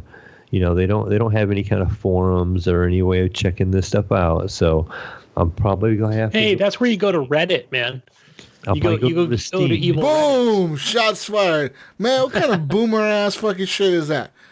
Gunny got you. Gunny was like, you go to fucking Reddit, I did tell him that earlier, actually, when we were off air. All you need is Steam, Jesus. Fucking Steam has its own community. That's true. That is true. I'll give you that. Click on Hob on Steam, and I could go right to it. Its own form right in Steam, I bet. But it looks like a But really ultimately, did you ever find out, like, no, just I Googling it, or? I didn't have any more time to look into it, but I definitely want to get it working because I actually think it might be a game I'll enjoy. So I definitely want to check it out more. But in the meantime, I would say turn that, get your credit back on that game. Well, it was a free game on Epic, so I can't really say never mind. My free game back. And give me my free back. That's right. It was, free last week or the week before, yeah. So I'm curious, have you guys claimed it on Epic? Maybe give it a shot and see what happens if it lets you play it on full screen. If it's something, I'll check that out and see if it works on my PC. Or something in the game or what. But yeah, I played maybe 10 minutes of it, and then they give me that cutscene and it crashed, and it won't. It says there's some kind of bad command line in the actual file, and it even lists the file, and it says under Hob the game, this drive. This line right here is an error. And so, like I said, I uninstalled the game and uninstalled all those files and reinstalled the game, and same problem. So, but I'll figure it out. I haven't have to mess with a PC game in a while to get it to work right, but I'll mess around with it yet. All right. That's it with me. What about you, Gunny? Let's see. This week I played a bunch of games, but not a lot of each one. Let's see. I played me and Eric Graham on Discord. We played that Division 2. We wanted to play Warzone, and I thought I know he plays PS4 and PC, but I thought, that'll be easy because it's all crossplay. But since that new update, Jesus, with Call of Duty Warzone, it would have been with Modern Warfare, which is where it launches out for me. I literally had to reinstall the entire game. Really? Nothing would work. It wouldn't even it kept saying. Matter of fact, it kept telling me hey, you need to install this game, and I'm like, and it even showed everything is there, the file, even for the regular Modern Warfare. I was like, what the fuck? So I just went ahead and reinstalled it. Did a fresh install on it, but then never fired it up again because then Xbox, we actually, because everything's crossplay, right? Because I'm like, that's fine, right? I could just add him on from his Activision ID, which would have worked fine. But since the new update, it kind of screwed things up. So ended up going over to the PC and got on the Uplay and just played Division 2. And man, that did not go over well for me because. It could have just been my crappy skills on there, but being that level 30 that I am, and since that got an upgrade, or that was updated, everything was just super difficult for me, and just going around and just really just like maybe more exploration. Like I think we went to do a bounty. We didn't even make it to the bounty. And man, I was just going down quick, and I checked my armor, my loadouts, everything is like perfectly fine. And I wasn't even far from the White House. And I noticed it too, like even before he joined the game. I was like, man, there's like maybe like I'm thinking Ubisoft is like telling me like, oh hey, because they kind of push it a little bit where it's like, hey, you need to buy the new New York DLC. Come over here, go to the store, buy this, you know, which I did on Xbox. You know, but I haven't. It's telling you to buy it on the better platform, Gunny. Yeah, I know, right? So don't you have it on the PC?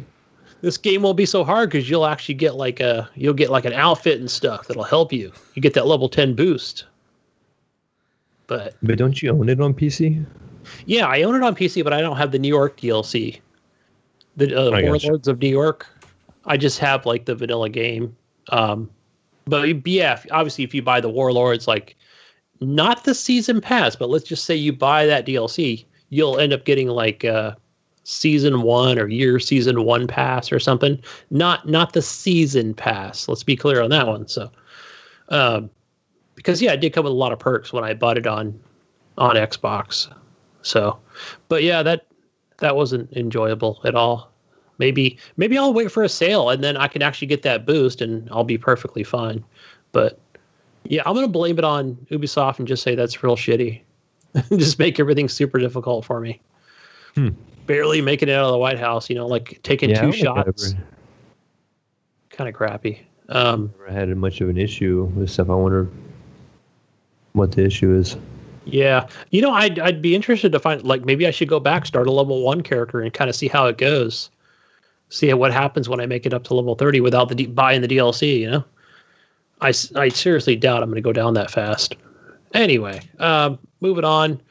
Zombie Army 4, played that with Comrade Ryan Gibson, and we were just going through doing like the challenges, but we were still like going to complete it, as well as Wingman was there as well.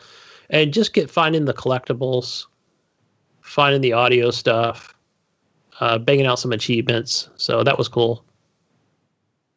That's always an enjoyable game. That's a game right there. As you guys know, I can just keep playing it over and over and over again. Like I've probably played the same map like 9 or 10 times. I think I'm like level 28 now.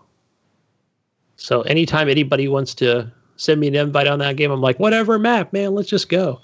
And I still haven't played like the horde mode on that game. Like there's a separate mode and you choose a map. It's usually just like story mode.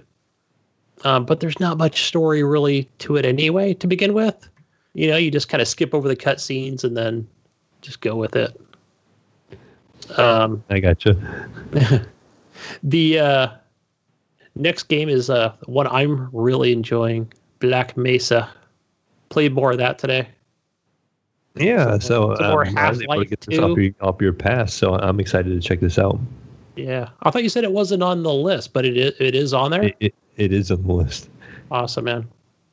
Yeah, so listen to you talk about, you know, Half-Life Alyx here, and I'm just like, you know, those head crabs, and I'm like, that's the first thing I do is like try to shoot those things off of there. How many fucking bullets does it take? It takes the same amount. I think it's 6. Fucking 6 bullets. Because it's funny you were talking about that, and I was like, fucking no, ridiculous. I'm like, fuck, dude. Like, you literally have no ammo, and it's pretty cool the way, like, because you wear like these power glove things or whatever, and the way you actually pick up ammunition and the resin off the ground. You like say like you like look through a window and there's like a magazine inside the window in the room. You can like aim. With like the controller, you can like aim, and it's like it shows like a little line from your glove to the magazine, and then like once it highlights the magazine, you hold it and then you pull it back, kind of like Spider-Man. You would like pull it back, and the magazine will come flying towards you in that arc in that line that it showed, and then you catch it with your hand, and then like that's how you pick shit up. You can just like pull things towards you and like fucking catch them. I wonder if I can pull a head crab towards me. Oh, that'd be a good idea. Shoot it. And shoot it in midair like John Wick. Just slap it off his head. I remember a podcast I was listening to They were talking about the head crabs, and he was talking about going through a subway, and like the zombies are there or something. They had the head crabs on them, I think. Yeah. And he's like, it's creepy. He's like, you're walking through, and you're just waiting for one to like get up and move. Dude, and there like, was one. That one's gonna move, you know. And There was one that Brian told you can attest to this. So it's when you first get to the quarantine door. It's like a big door, right? And they tell you like, oh, you need to get to the controls to open the door, to open the quarantine zone to get through it. So like, I'm walking around, I go up this little staircase, I turn right, and there's like a window, clearly the window that I'm supposed to climb through, and there's a door past this thing, but there's like it's like a hallway, like there's a fence to the left of me, there's like a chain link fence, and there's a zombie like halfway hanging out the window. I didn't take no chances. You can ask Brian Tobe Jr. I fucking shot that thing right in the fucking head. As soon as I even got close to it, I was just aiming my gun at it. I got about a foot away from it, and I boom, fucking shot it right in the head. I didn't even wait for it to move or nothing. I just the fucking game's shot going to it. have a jump scare at some point in time like Yeah. that. They're going to give you all these moments where nothing moves. Like I said, I've heard you say you had to take a flashlight from a dead body. Mm-hmm. I've heard you say you had to take, what else? There's something else from a dead body you said. Shotgun. Sometimes there's a shotgun off a dead body. The shotgun, that's what it was. Now, And I'm like, once you, one of these I'm are not gonna- trying to compare like the two games or anything, but like in, the Mesa where once I have the shotgun, I keep it. Is that sort of the same thing in Yeah. Alyx? Yeah, it's really Like, cool. it's And in your Alyx inventory. is really cool. Your inventory, like the way you like open, the way you like equip your pistol or your shotgun or your like multi-tool, it's all in your right hand. So you got like these special power gloves.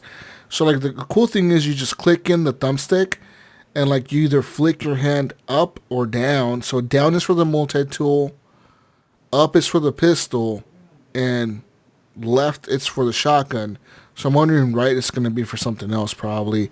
And then on your wrist, on your actual like wrist behind your hands, so like on your arms, you got like these little like holes, and like in those holes they're like pockets, so you can like put in like if you find a syringe for like health, you can like stash it in your fucking wrist or whatever, like your arm, on your left arm.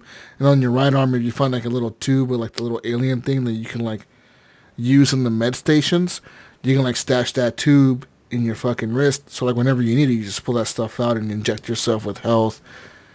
It's pretty cool.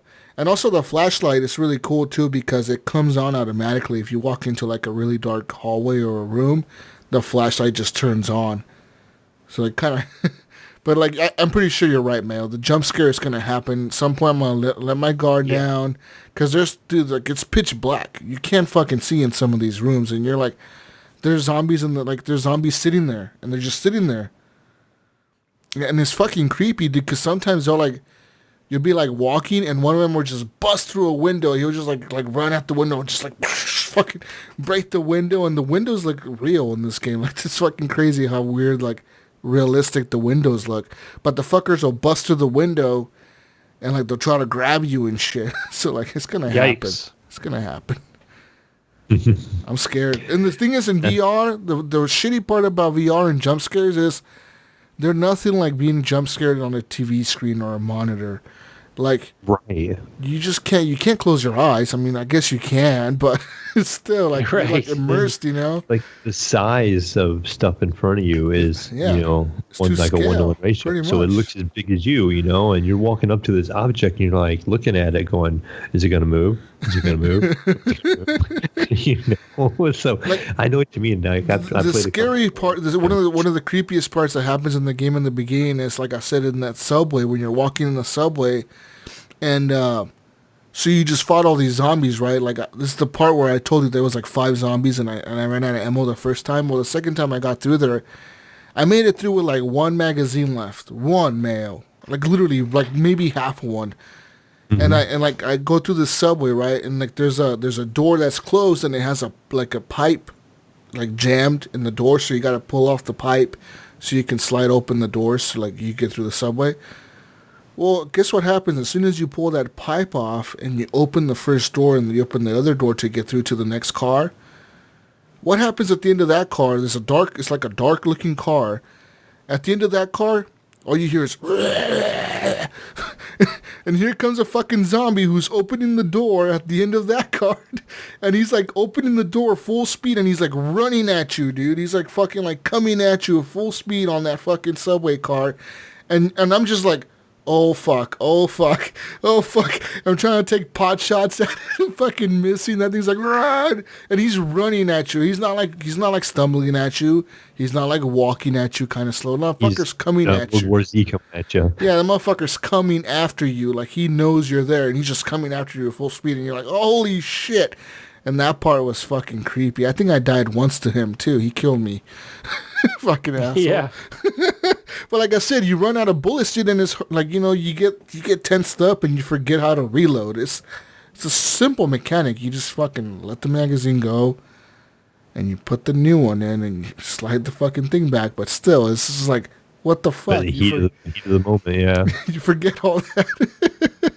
It's fucking nuts, though. But yeah. Yeah, you're probably just sitting there like memorized, staring at the zombie running at you. I get it, you know?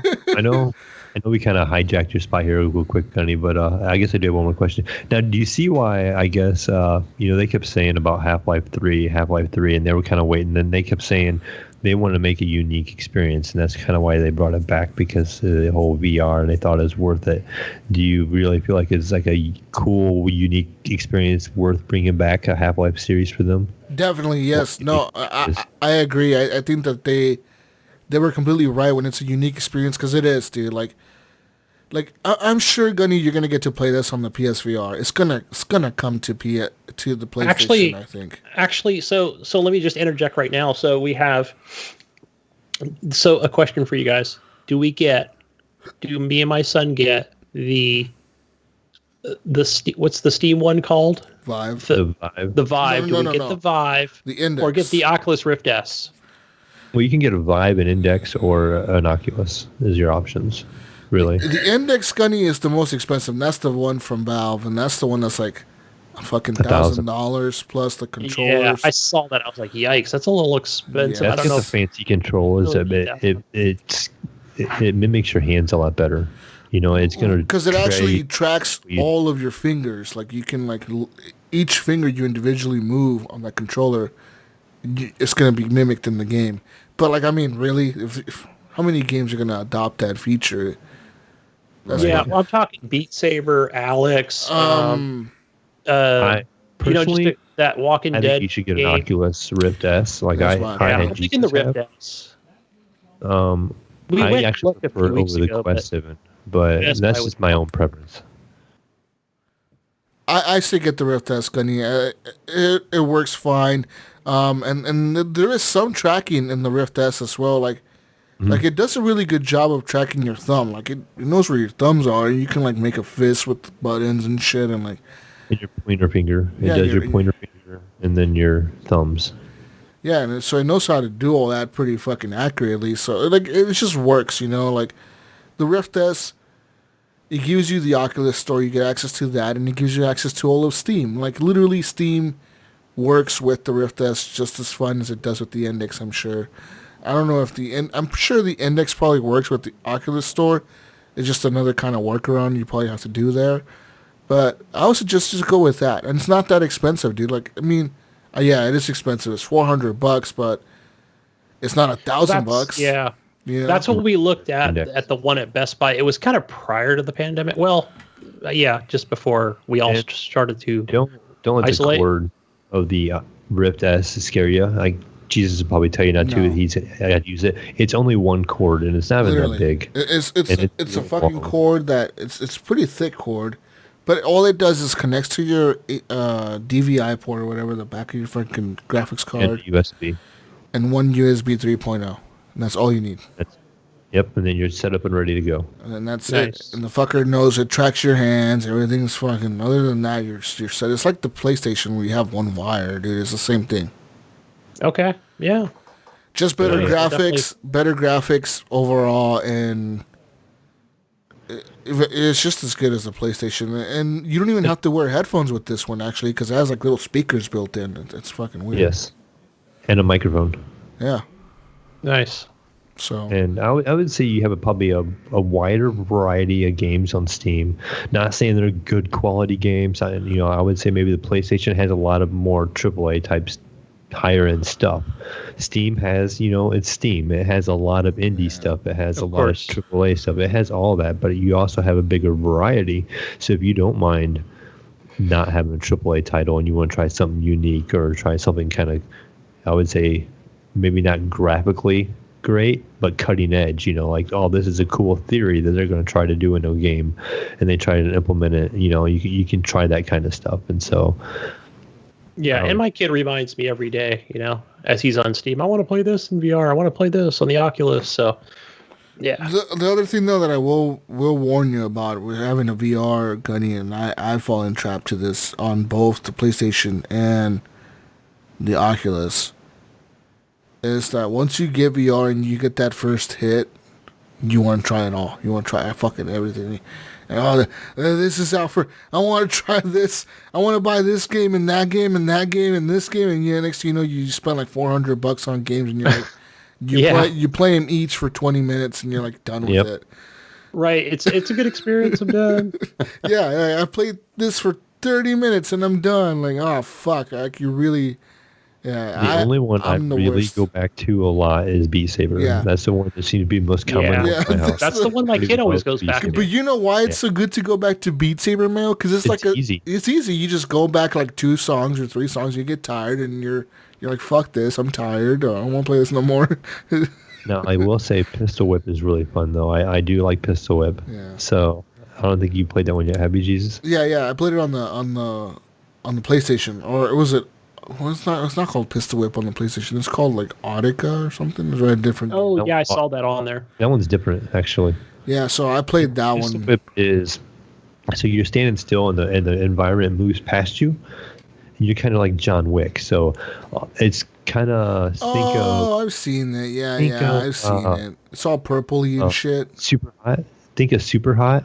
Like the characters are just like black silhouettes that are shooting at you, but you can see their bullets. They're coming at you, and you're dodging their bullets, and you don't have to move around a whole lot. You just got to kind of duck and weave, and you're shooting back at them like you're John Wick. And you're like shooting, and it has a pretty lenient aim assist, so you don't have to be like right on them, So you have like a beat in the background, and you're kind of shooting to the beat, and it really wears you out. It wears me out way faster than Beat Saber does, and just playing it on normal, I couldn't imagine playing it on a harder level. And it has their different missions are like different movie scenes is what they kind of have you do.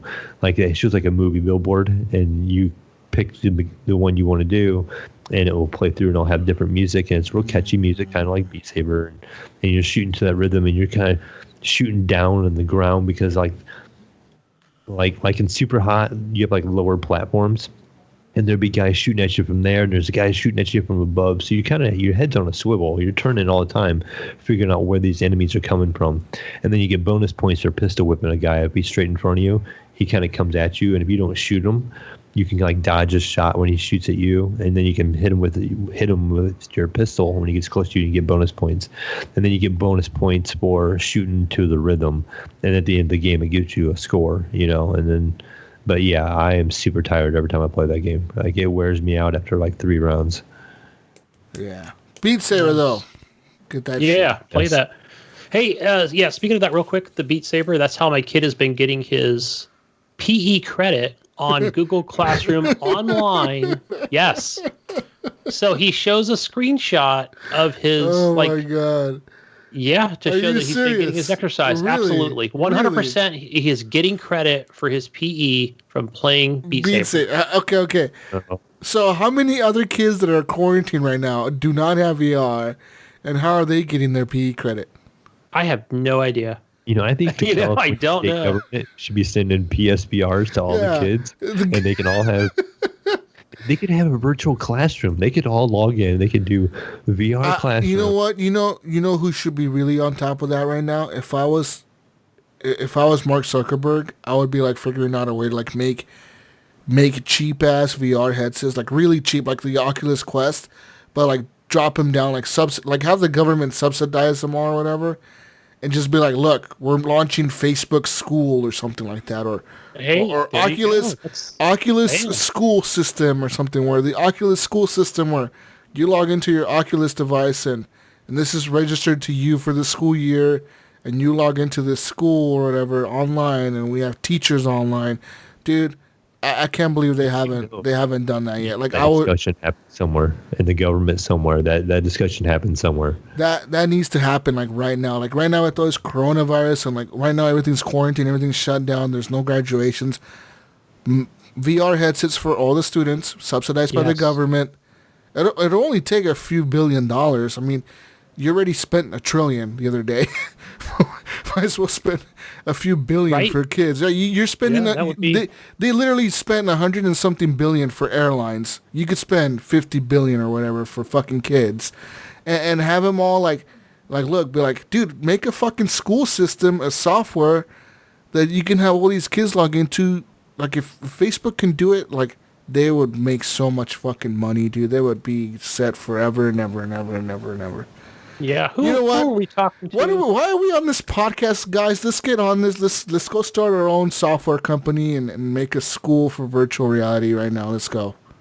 Yeah, because I think, you figure Apple kind of started it with their iPad with all these. Yes, with the iPad, with the books. Remember, like you can like have your college textbooks or whatever on your iPad instead of like carrying. Right, probably started with college, and so I know it's a California thing where all the kids have it. But my kid, since he does have a gaming PC, it's actually easier for him to do all his Google Classroom stuff. And he's been, when I'm not podcasting right now and I'm seeing you guys, I give him my my camera. You know what actually was USB really cool for my kid? You know how I gave her a Chromebook for Christmas, last Christmas actually. This Christmas that just passed by.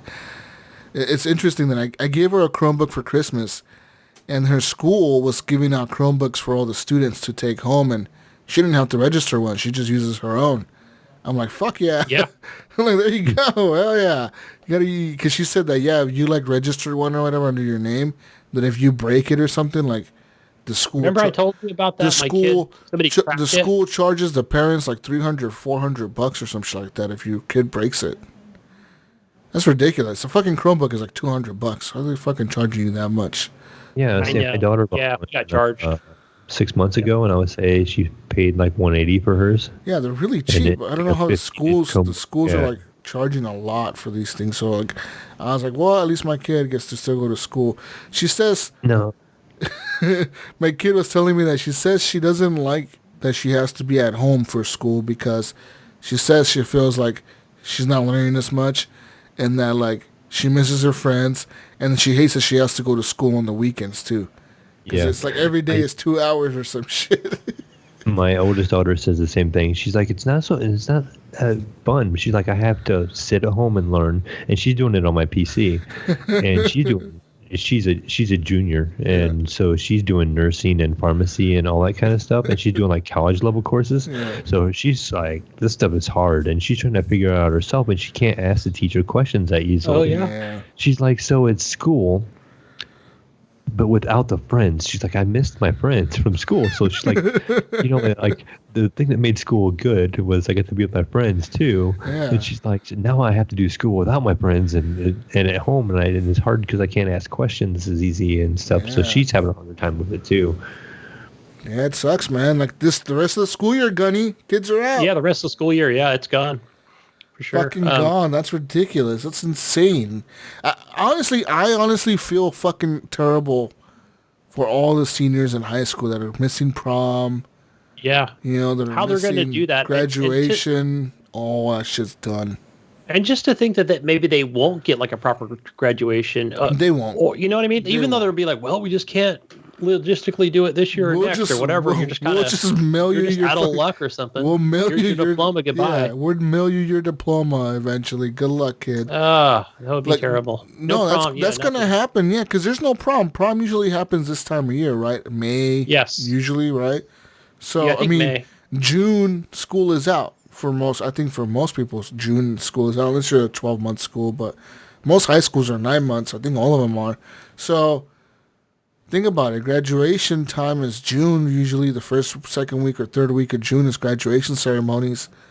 You're pretty much fucking fucked. Yeah. I'm sorry, Terrible. that's terrible, but it would suck to be the class of whatever. What year is this? 2020? Yeah. Class of 2020, it must suck to be you guys. I'm fucking A, that's shitty. That's Yeah, shitty. be like 25 years from now, be like, yeah, I'm a Corona kid. They just mailed me my diploma in a plastic sealed envelope. And we were the last class to ever go to an actual school after Yeah. after us. Yeah, we used to show up back in the day. Yeah, back then we used to wake up early and have to go to school in a big bus. Now it's just you log in online whenever you want to. Oh, Wow. man. It's the future, Gunny. Your kid's going to be Yeah. home with you every day, all day. Oh boy. Oh boy. Look forward to it, it's Gunny. hey, you know what we've been doing before I continue? I know we totally got derailed on what I was talking about. did. But what we have been doing lately is we've been going for walks. Oh, wow. And it's been nice. It's been like we get on the trail and we'll walk for like an hour. Gunny, what is this, the 1800s? You're going for walks with? I know. And there's not that many people What in out the there. fuck? You're allowed to go for exercise. You're allowed to go outside. You just can't stop and It's okay, Gunny. I'm there with you.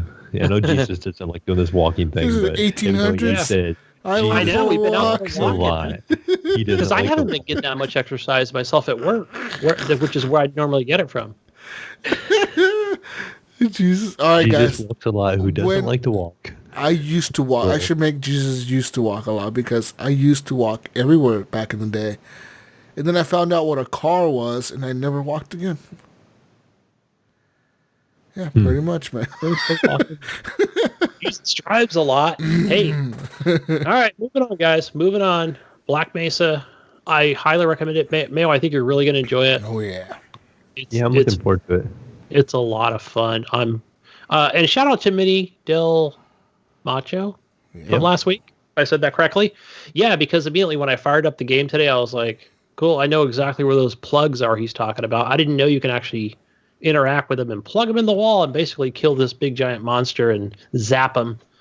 And No, I definitely remember. that was satisfying to just see the enemy just explode from electrical fire. And yeah, continue on with that game. Moving on to another game, City Skylines. I'm always playing that fucking game. I just love that game. Just more DLC, more mods. Yeah. And City Skylines is life. Played another game, Xenon Racer. I think it was like a trial I played on Xbox. I think it's like $4. I haven't bought it. It's more Ridge Racer than anything. You just get enough turbo and just seemed like a one-track kind of game. I don't know. I don't think I'm going to buy it, but it was a good racing game on Xbox. You could check that out, Mayo, if you like. I'll definitely check it out. Yeah, the old Ridge Racing games. Oh. I tried that Tropico 6 trial Mhm. On Xbox, and I thought, hey, I really enjoyed 5, but for me, like, I kind of went through the tutorial to familiarize myself with the controls and everything, and it just feels more Tropico 5 to me. See, did that game ever change? Yeah. So I don't know, like I can just go back and play that, if anything. So I don't think it was on sale, so not buying that one, but yeah, you can check out those trials probably on every console. Over on, for PC, for Mayo, apparently the Xbox, that game called West of Dead, it's just a beta that came out, I think it was this week. And it's a simple... You stream it. Yeah, I did stream that to Discord, and it feels like a simple twin stick controlled shooter. Dodge behind cover. I think it automatically puts you behind the cover. I kept pressing B, and I jump over the cover. Yeah, I next to it a little bit. You maybe want to play it. I watched your stream. I'm like, this game looks really cool. I really like this art style. So I kind of was looking into it, and I looked at their webpage. I watched the trailer on YouTube for it, and it says right on the trailer, available for Xbox. So I downloaded it on the Xbox One X and played it in 4K with HDR. Oh. Dude, that's what I got to do now. And every time I launched a game, something came up. Like I would launch the game and be like in the title, and Pinpoint got into a chat with me, and we switched games. And then I think another time I launched a game and something happened where I just had to turn it off. And so I still was in the tutorial each time, so I never actually got to really play through it like you did. But it looks really cool. So I think this is something that Ryan's really gonna like too. Yeah. So I think Ryan, if you listen to this here, you should definitely look into it. Yeah, that art style is actually super fucking. It looks like a comic book, but like. Yeah, it's really neat. It's cool with the lighting because everything's so dark. Everything's black, and then like some flashes. Part of the room is lit up. It's fucking looks sick. And so one of the things, like, if you guys ever played Ruiner, to me that game was a little too complicated. I think it got too complicated too quickly for me on the controls, as far as like what it tries to introduce with. Just speaking of like using an Xbox One controller, you could use mouse and keyboard on the PC side of things. So, but that one was, to me, but to me, this one feels more like, okay, you're going to automatically hide behind cover. You've got your pistol and I think it was the shotgun, right? Mm-hmm. And so, like obviously the enemy's going to shoot at you, and then you can kind of like, just automatically fire. You don't have to like push any other buttons to, come out of cover. And the other thing I liked too was where you could jump over cover, and maybe you couldn't see it right away, but there is like a light, overhead or something, like a lamp. And, as soon as you pull that, it's almost like that flashbang, and you can see the enemy. It's a little slower paced. And I think that's what I enjoyed about it. Like it stunned the enemies and then. Yeah. And that other mechanic too was several that they introduced was it was sort of like a melee, and I can't tell if he had the sword or what he had in his hand, but that was cool. Like you do have to be up and close to a enemy, so you can kind of go into a room real quick, and let's say there's like a dog, wolf, creature, whatever, and you can kind of run up to it and immediately like you want to do a slash, and then I would just go hide behind cover. But I can definitely see where they're going with this game, where it's just that very small little room. It's not like you have like more than 3-4 enemies at a time, just initially. I think I'm gonna really like the game. I think the one thing I think I would like to see in this game, if it was more of a hack and slashing game over a twin stick shooter, and maybe it's just because I'm not really good with the controls on a controller yet for twin stick shooting. Like I was missing a lot and stuff like that. I just feel like a combat kind of game, something almost Diablo-like, or even less than Diablo. Like I want to say kind of something just real simple, like Dead Cells, like button smashing, hit X for like melee attacks kind of thing. I think would make this game kind of fun too. But because it's not. Yeah, because it's not quite isometric, is it? Would you say it's, as far as your view, but yeah, it's at 3/4 down, kind of. Yeah, and so, but I hear what you're saying, because if they could do something where, let's say, because it is that slow movement, you could do some sort of like physical melee, but then you would have to add like maybe a dash or a roll in order to get to an enemy who is shooting at you. So then to use melee on them. So that would be like a good challenge. I could definitely see them doing something like that, or to get to the next cover without, maybe your melee cooldown. Yeah, I think there's many possibilities they can do with this.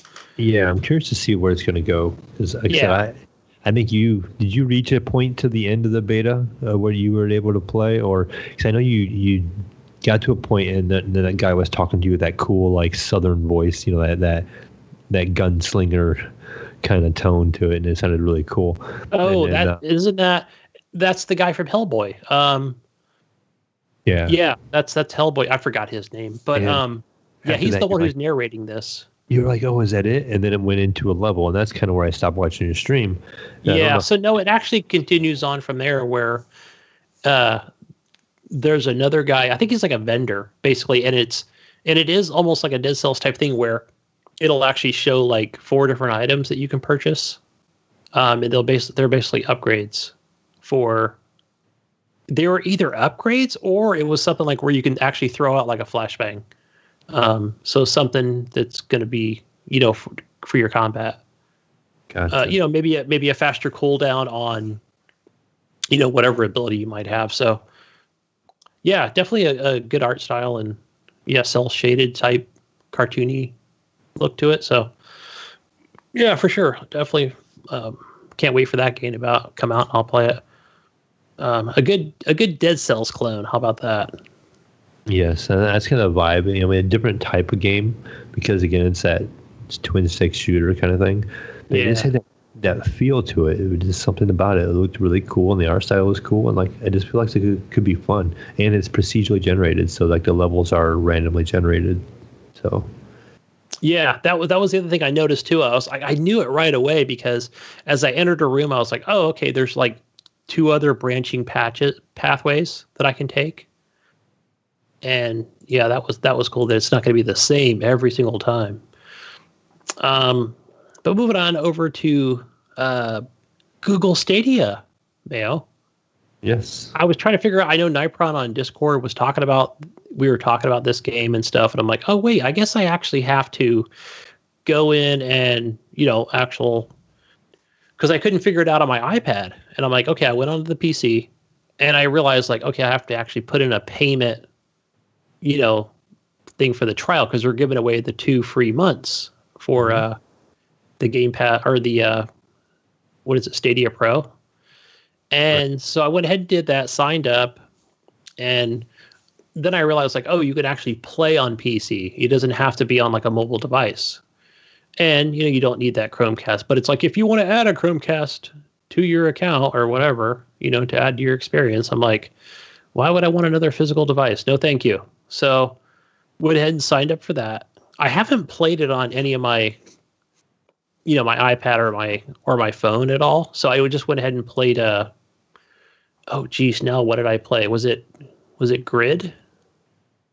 Or was it Dirt Rally? Now I can't even remember what the hell it was. It might have been Grid. and I think both of them games are made by the same company. Yeah, I think it was Grid. It was definitely Codemasters. So and I actually bought Grid on Xbox a while ago, and it's very Forza-ish. But go ahead and fire that up.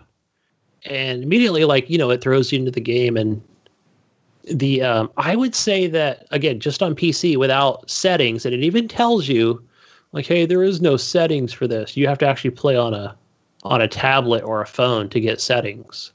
Mm-hmm. From what I've noticed, when I go into the settings on an iPad, it was like the only option was HDR. There is no, resolutions. So they don't display any kind of resolutions. And I thought, okay. Back to the PC. Let me check this out. It felt to me gonna adapt to resolution by your internet speed. I wonder. Yeah, and I've got pretty decent speeds on here. It felt very 720p. That's the way it looked to me. I don't know. Maybe not even 900 optimized. But as far as the responsiveness, I had no issue with that playing on PC. Again, it's hard. I have my PC hardwired right to my my Comcast router, and so that was all perfectly fine. I felt like there was no issues there. And Xbox One controller immediately synced because maybe that it recognized that as part of I already had it connected to the dongle from my PC, so that all synced up perfectly. Nice. But what I noticed on the store, there's not very many games on there at all. They give you, I don't know, it was 6 games to play. I don't know if you actually get to own them or whatever, being a pro member, but I don't remember all of them. I only downloaded, was it Steampunk? I don't know if it was that Steampunk 2 or something like that. And Grid was the only 2 that I grabbed so far. And as far as the store stuff go, you had your Ubisoft stuff, your Assassin's Creed or what have you. But yeah, that's as far as I've gotten. I haven't played it on any tablets or anything yet. So I'll probably just talk about that next week. I was like, yeah, like there's really no need to, like I'll probably cancel it after a week. It's definitely not worth it at this time. But man, if they had like a lot more games, I could definitely see somebody certainly investing into this. Right. And it would be worth it. But now's a good time to try it. I mean, since it is, being offered for free and yeah, get a chance to check it out. I mean, I myself have not tried it, and I just don't know if I want to. I have enough options here where I have my PC and I have my Xbox and I have eventually another Xbox when I fix it. I just don't know if I want to stream games to my devices. And my only real portable device I have is my phone, and it's too small to play on. So I just don't feel like I want to play streaming on anything right now. So I don't think it's for me. So I haven't pursued it. Yeah, and I've seen all the reviews, and it feels like an Ouya and stuff. But yeah, I think if it was just a mobile thing, and there was a large library of games, it would be a thing. But it's not. So anyway, the other thing I played other than that was that I bought Days Gone because it was on that spring sale on PlayStation, and I'm kind of holding off right now on, like there's that Final Fantasy VII remake and yeah, so there's a lot of games on there. I was like, oh man, like maybe I want Death Stranding. So, but either way, I bought Days Gone in the meantime, and so far it's I'm enjoying it. It's one of the things that I really like about it is just zombie apocalypse. You're a biker, you've got your base, and you go out and kill other people in camps and fight zombies and shit. And so it looks definitely really good. Running on the PS4 Pro, and continue to play more of that game. I've played about 3 hours of it so far. So it's good. That's all I played. Oh, you're done? Done? I'm done, man. I was talking about Days Gone, bro. Jeez. Playing that game. It's been 10 hours. I know. We kind of got sidetracked. Anyways, ladies and gentlemen, that's it. That's all we have for playing this week. Next week, I'll talk about my experience with the Switch and maybe some more Half-Life Alyx and maybe some more stuff. But let's get to the news because it's news time. Breaking news, ladies and gentlemen. You need coronavirus updates, right? Coronavirus. Let's look it up real quick. Oh wow. This is not good news right now, Gunny. Bad news. What's happening? I don't even watch the news. You tell me what's going on. Let me tell you about the news real quick. Hold on. Oh wait, hold on. Go back. Here we go. Boom. All right. Breaking news, ladies and gentlemen. Breaking news. Give me a breaking news sound effects, Gunny. Dun, dun, dun, dun. Breaking news. How's that? Tonight at the 5 o'clock news. Tonight on HGP. Pandemic. The United States has now passed Italy for the most confirmed COVID-19 deaths in the world, with more than 20,000 fatalities. So, yeah. I know we're worldwide up over 100,000. I think, no, worldwide is 500,000, isn't it? Or 200,000 or something? I thought it was 100,000. But again, that China doesn't actually reveal their full numbers. So we're not taking that into account.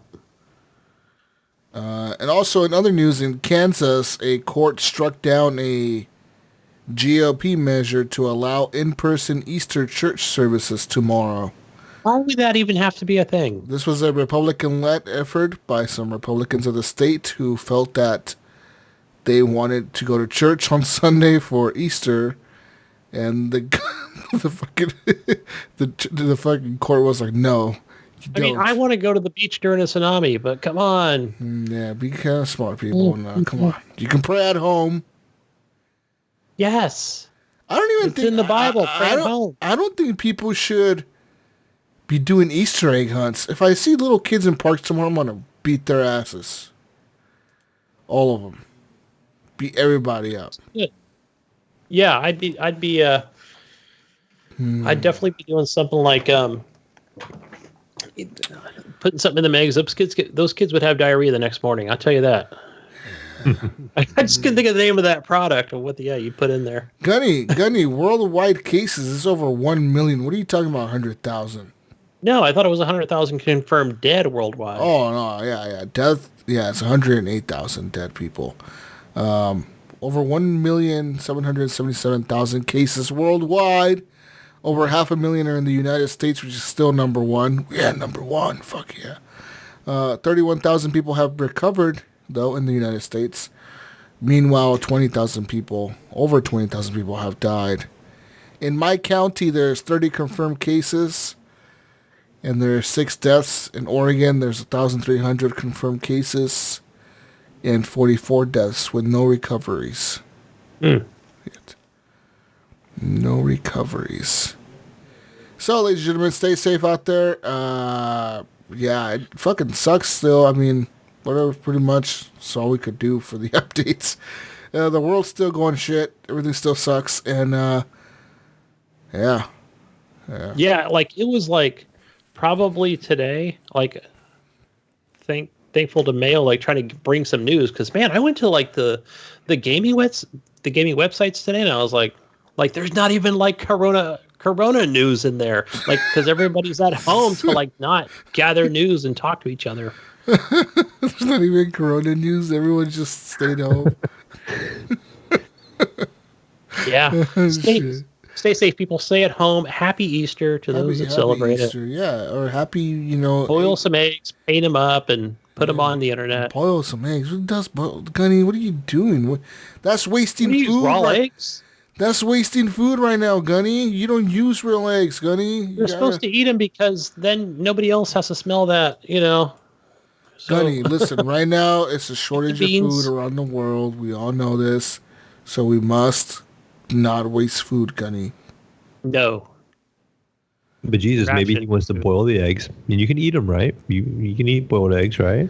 Not after you put them in the grass and shit out there. Well, when you peel the shell off, right? I don't know. I don't like. Would you still eat it, Gunny? Would you still eat it? I would eat it. Yeah. No, maybe he wants to hide. Sitting in the there's no sun out here right now. It's a little muggy, overcast.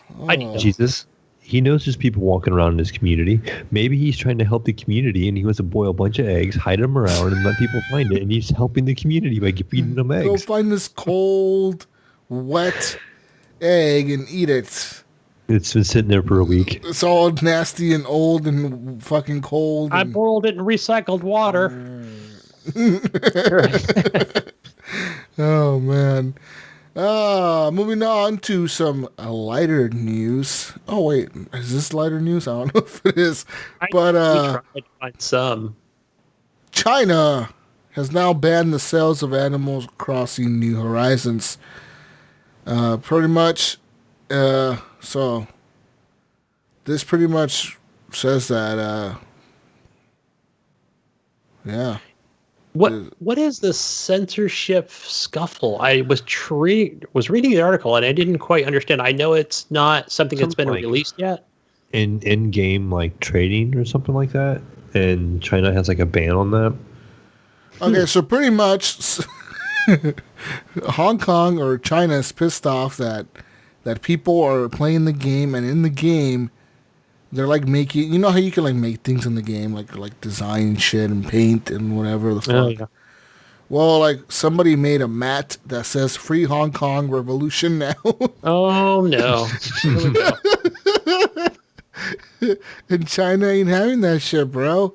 Oh, also, I don't know if you know this, Gunny, but like, there's people making fun of is he a president or what is he? The Chinese president? Is he the president? The dictator guy, the one that runs? The leader of China, they're making fun of him by like making like Prime Minister, president, yeah, whatever. Well, it's a communist country, but I think he's still the president. I just think he just wins every election. He just never loses. Right, yeah, he's like Vladimir. He just hands it. I don't know how it actually, yeah. I don't know how it works in China, but I'm pretty sure he's been in power forever. Anyways, They're making fun of him by like making like Winnie the Pooh looking characters. You know, like Winnie the Pooh is banned in China. You can't have him. Yeah, Gunny. They don't like Walt Disney or anything. No. Walt Disney's cool. Winnie the Pooh though, it's not cool. Just Winnie the Pooh itself. Okay. Yeah, Wow. Yeah, he's banned in China because people use them to make fun of the president. They said the president. They said the president looked like him, so the president banned it. It's like somebody saying like something looks like Trump and Trump banning the shit out of it. You know what I mean? Yeah. Oh man. See, this is the problem we run into with things where it could be a Japanese product, European product, but if it's made in China, it definitely could become an issue for everybody else around the world. Yeah. So we'll see. I mean, but they're saying that this Animal Crossing ban does not just apply to the game in China. It also applies to any merchandise related to the game. So that means any cases, any Nintendo consoles that are like the Animal Crossing consoles, any water bottles, anything that's related to Animal Crossing is fucking banned. Banned, motherfucker. Better not see you playing no fucking Animal Crossing, Mayo. Gosh, the most innocent game ever. Yeah. But yeah, pretty much. Well, remember they had that issue with, I don't know how, let me ask you something really quick, Jesus, because you remember when whatever Call of Duty it was, it might have been, I don't know if it was when Black Ops 2 or 1 came out, you can kind of make your own logos. And of course, you got to have some asshole who's got to make, swastikas or something vulgar, and I don't remember and then they were like, fine, like we can't let anybody be creative because, the more social we became with, our Twitters and Discords and stuff, people were posting their things on there. I don't know. But still, it's a free country. That's where we live. This is how we do things. But yeah. Mm-hmm. No, not after coronavirus, Gunny, because guess what I heard today on the radio? What's that? On the way home, I heard that Apple. I think you texted it to us. Yeah, I heard that Apple and Google are working with the government to like, you know how like in China they were tracking the people through cell phones to see like who was in Wuhan or whatever?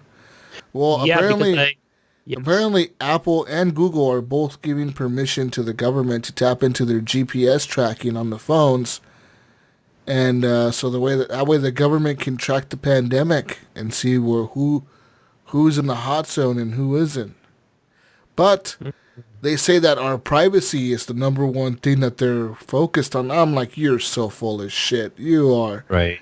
This is the biggest bullshit. Watch in 2 years, or not even 2 years, in fucking 5 years from now, some attorney will find out that like Apple's been giving the government our location the whole time or something. You know what I mean? It's gonna happen. Yeah, probably because I'm sure it's gonna be something so simple because for anybody out there, Mayo, you probably know how this works maybe on your Android devices, but for ours, it's, hey, anytime we use any kind of thing like that, it always asks us first, right? Yeah. Do you want it to track your location now, never, or sometimes, only while using the app? Yeah. Yeah. It has the same thing on Android. They'll ask you if you want to allow your location to be tracked or whatever, and you can hit yes or no. You can hit never or just this time or just on this app or just open the app and stuff like that.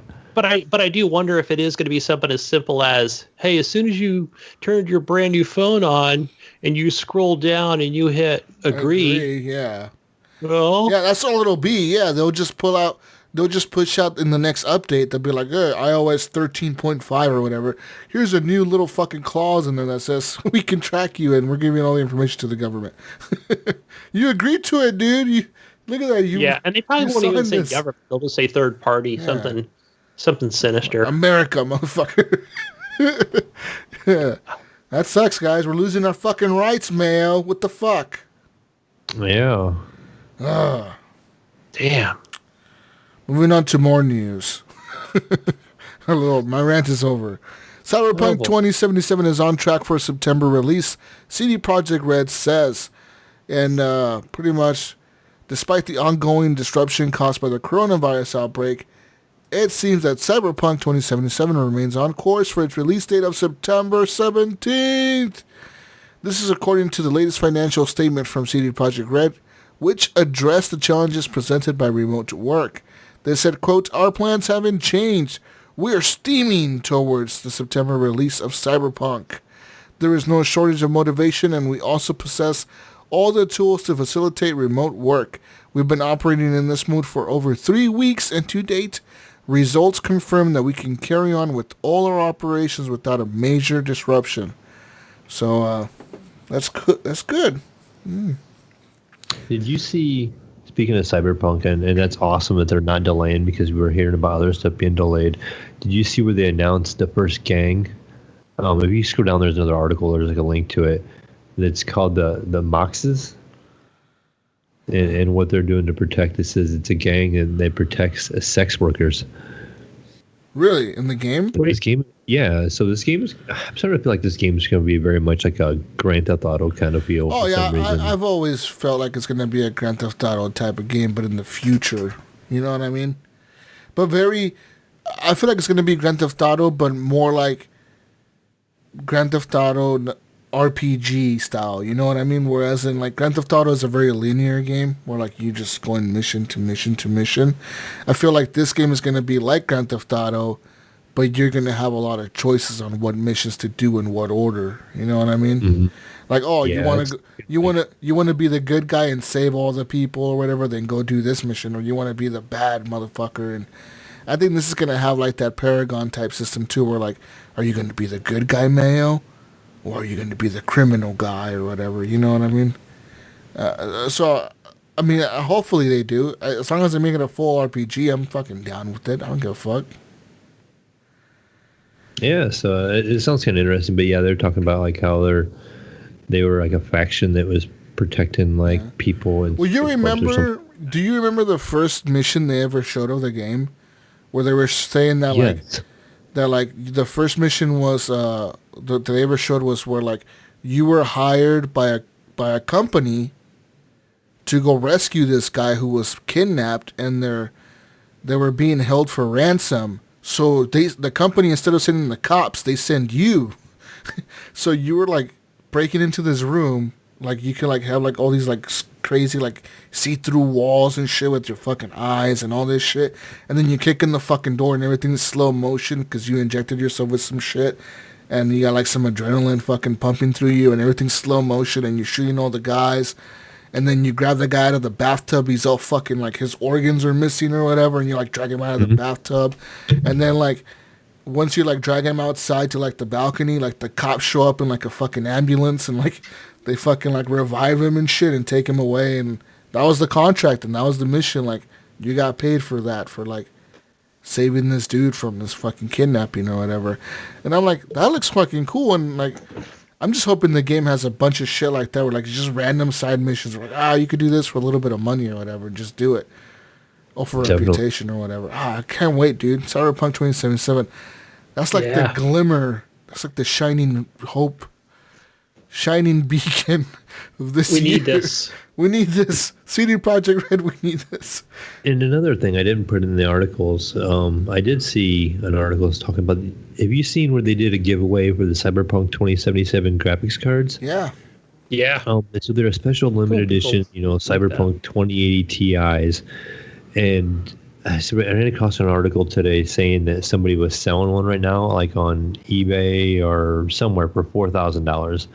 And I'm like, how low is that to sit there and win this and then turn around and just try to sell it right away? I wish I would have won. Dude. That was on Twitter, right? I think I tagged Gunny. I'm pretty sure I tagged. Yeah, you did, and I did follow and retweet, I believe, so to make sure that, and whatever instructions it gave me. Who was giving them away? Nvidia was giving them away, wasn't there? Yeah, it was right to Nvidia themselves.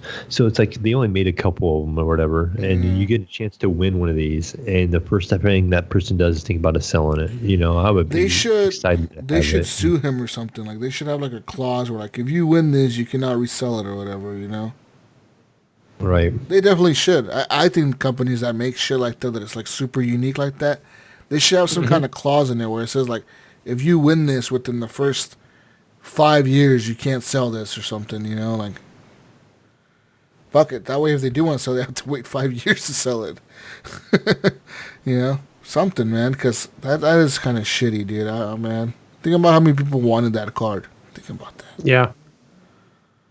Think about that. And then to sit there and sell it for $4,000, Oh my gosh. You can buy a 2080 Ti for $1,200. So It would easily go for $4,000. You're right.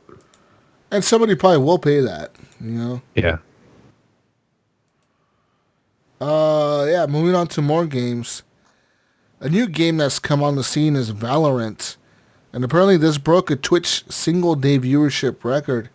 This also has tied League of Legends, Fortnite for concurrent viewership record. Riot Games' new upcoming tactical shooter, hero shooter called Valorant, is not even out yet, but it's already approaching and even breaking some Twitch viewership records.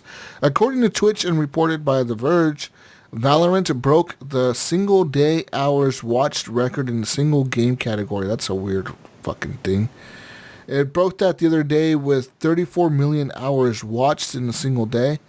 It had also reached 1.7 million concurrent viewers, which is currently the record for total concurrent viewers held by both League of Legends World Championships and Fortnite's The End event. Though Valorant is not even out yet, a number of popular creators have received early closed beta access and began streaming the title earlier this week, while a Twitch partnership gave viewers watching specific streams of the game a chance to receive the key themselves. Valorant is now set to launch this summer, while a slate of other upcoming titles such as Legends of Runeterra and Wild Rift are also planned sometime this year.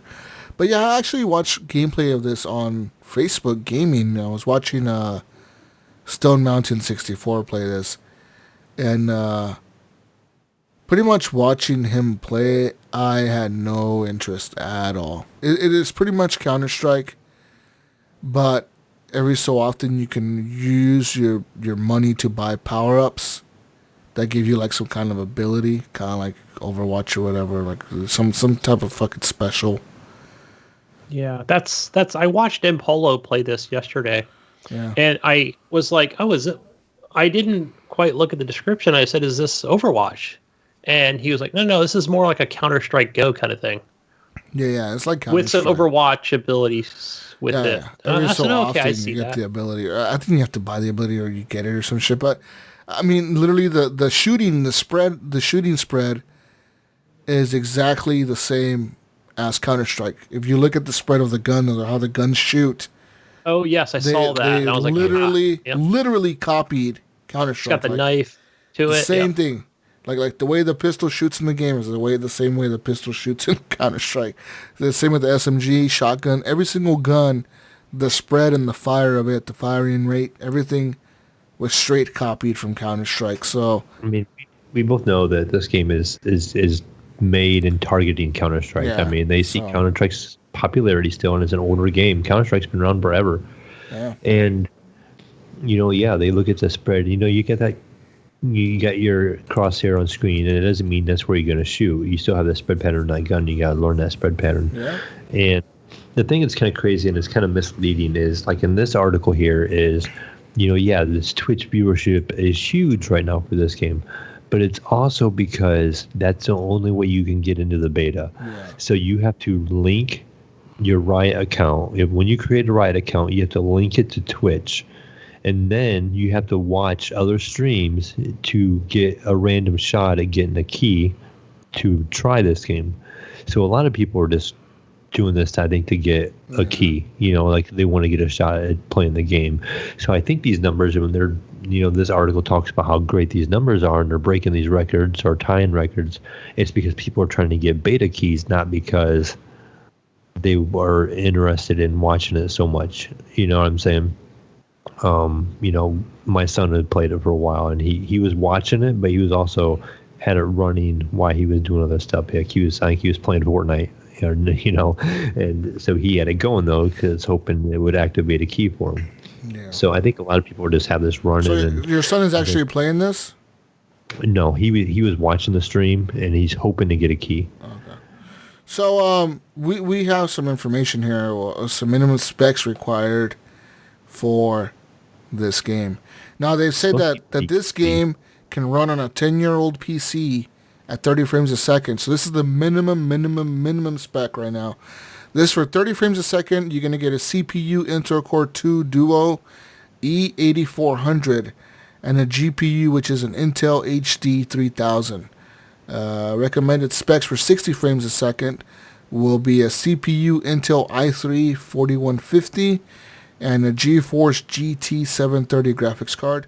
For a high-end spec, so this is a gameplay at 144 frames or more per second, all you need is an Intel Core i5 4460 at 3.2 gigahertz with the GTX 1050 Ti. And that's pretty much, that's high-end. So anything past the 1050 Ti, you're going to be way past 144. Yeah. And I've heard, too, this game is very CPU-heavy.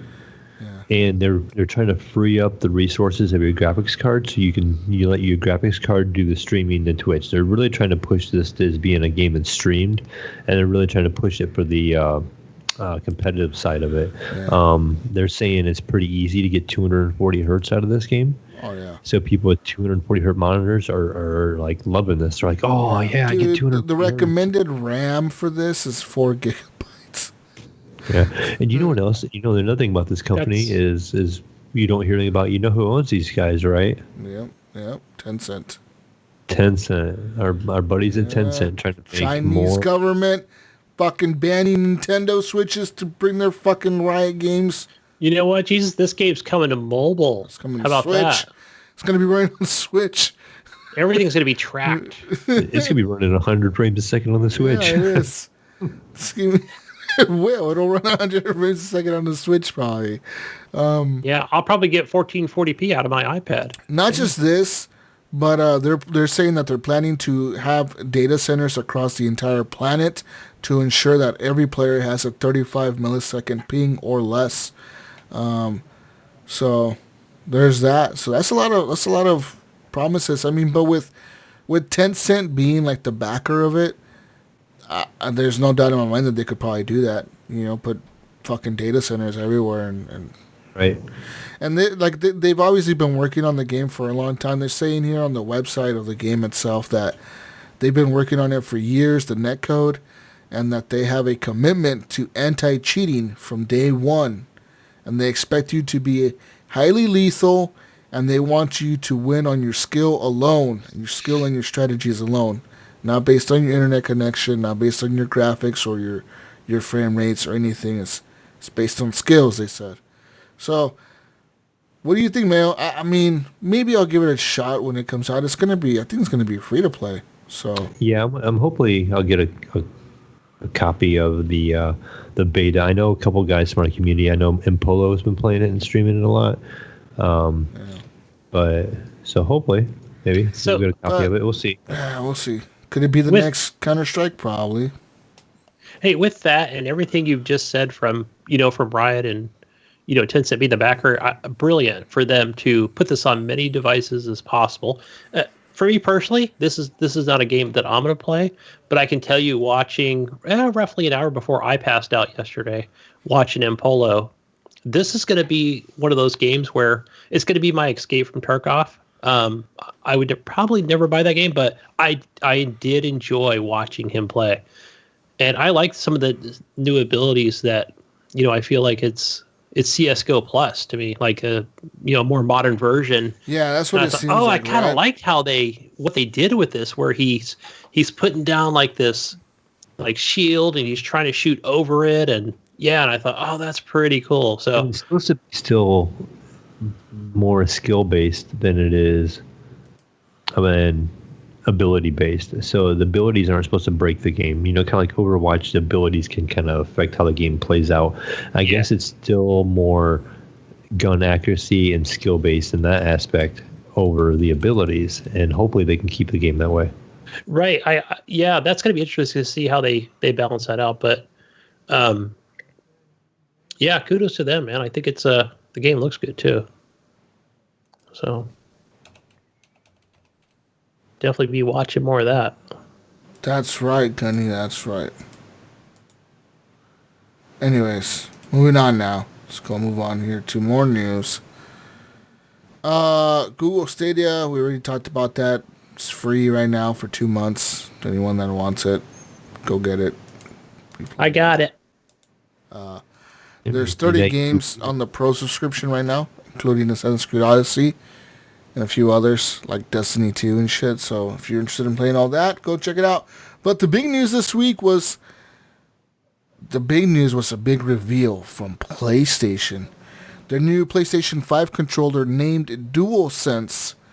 They got rid of the DualShock name, I guess. They went DualSense. So this is a new PlayStation controller, guys. Apparently this will have haptic feedback on the buttons, as well as like that. It still has that touchpad in the middle, so it seems like they're not getting rid of that. This also has a built-in microphone. So, what do you think? I like it. I like the design.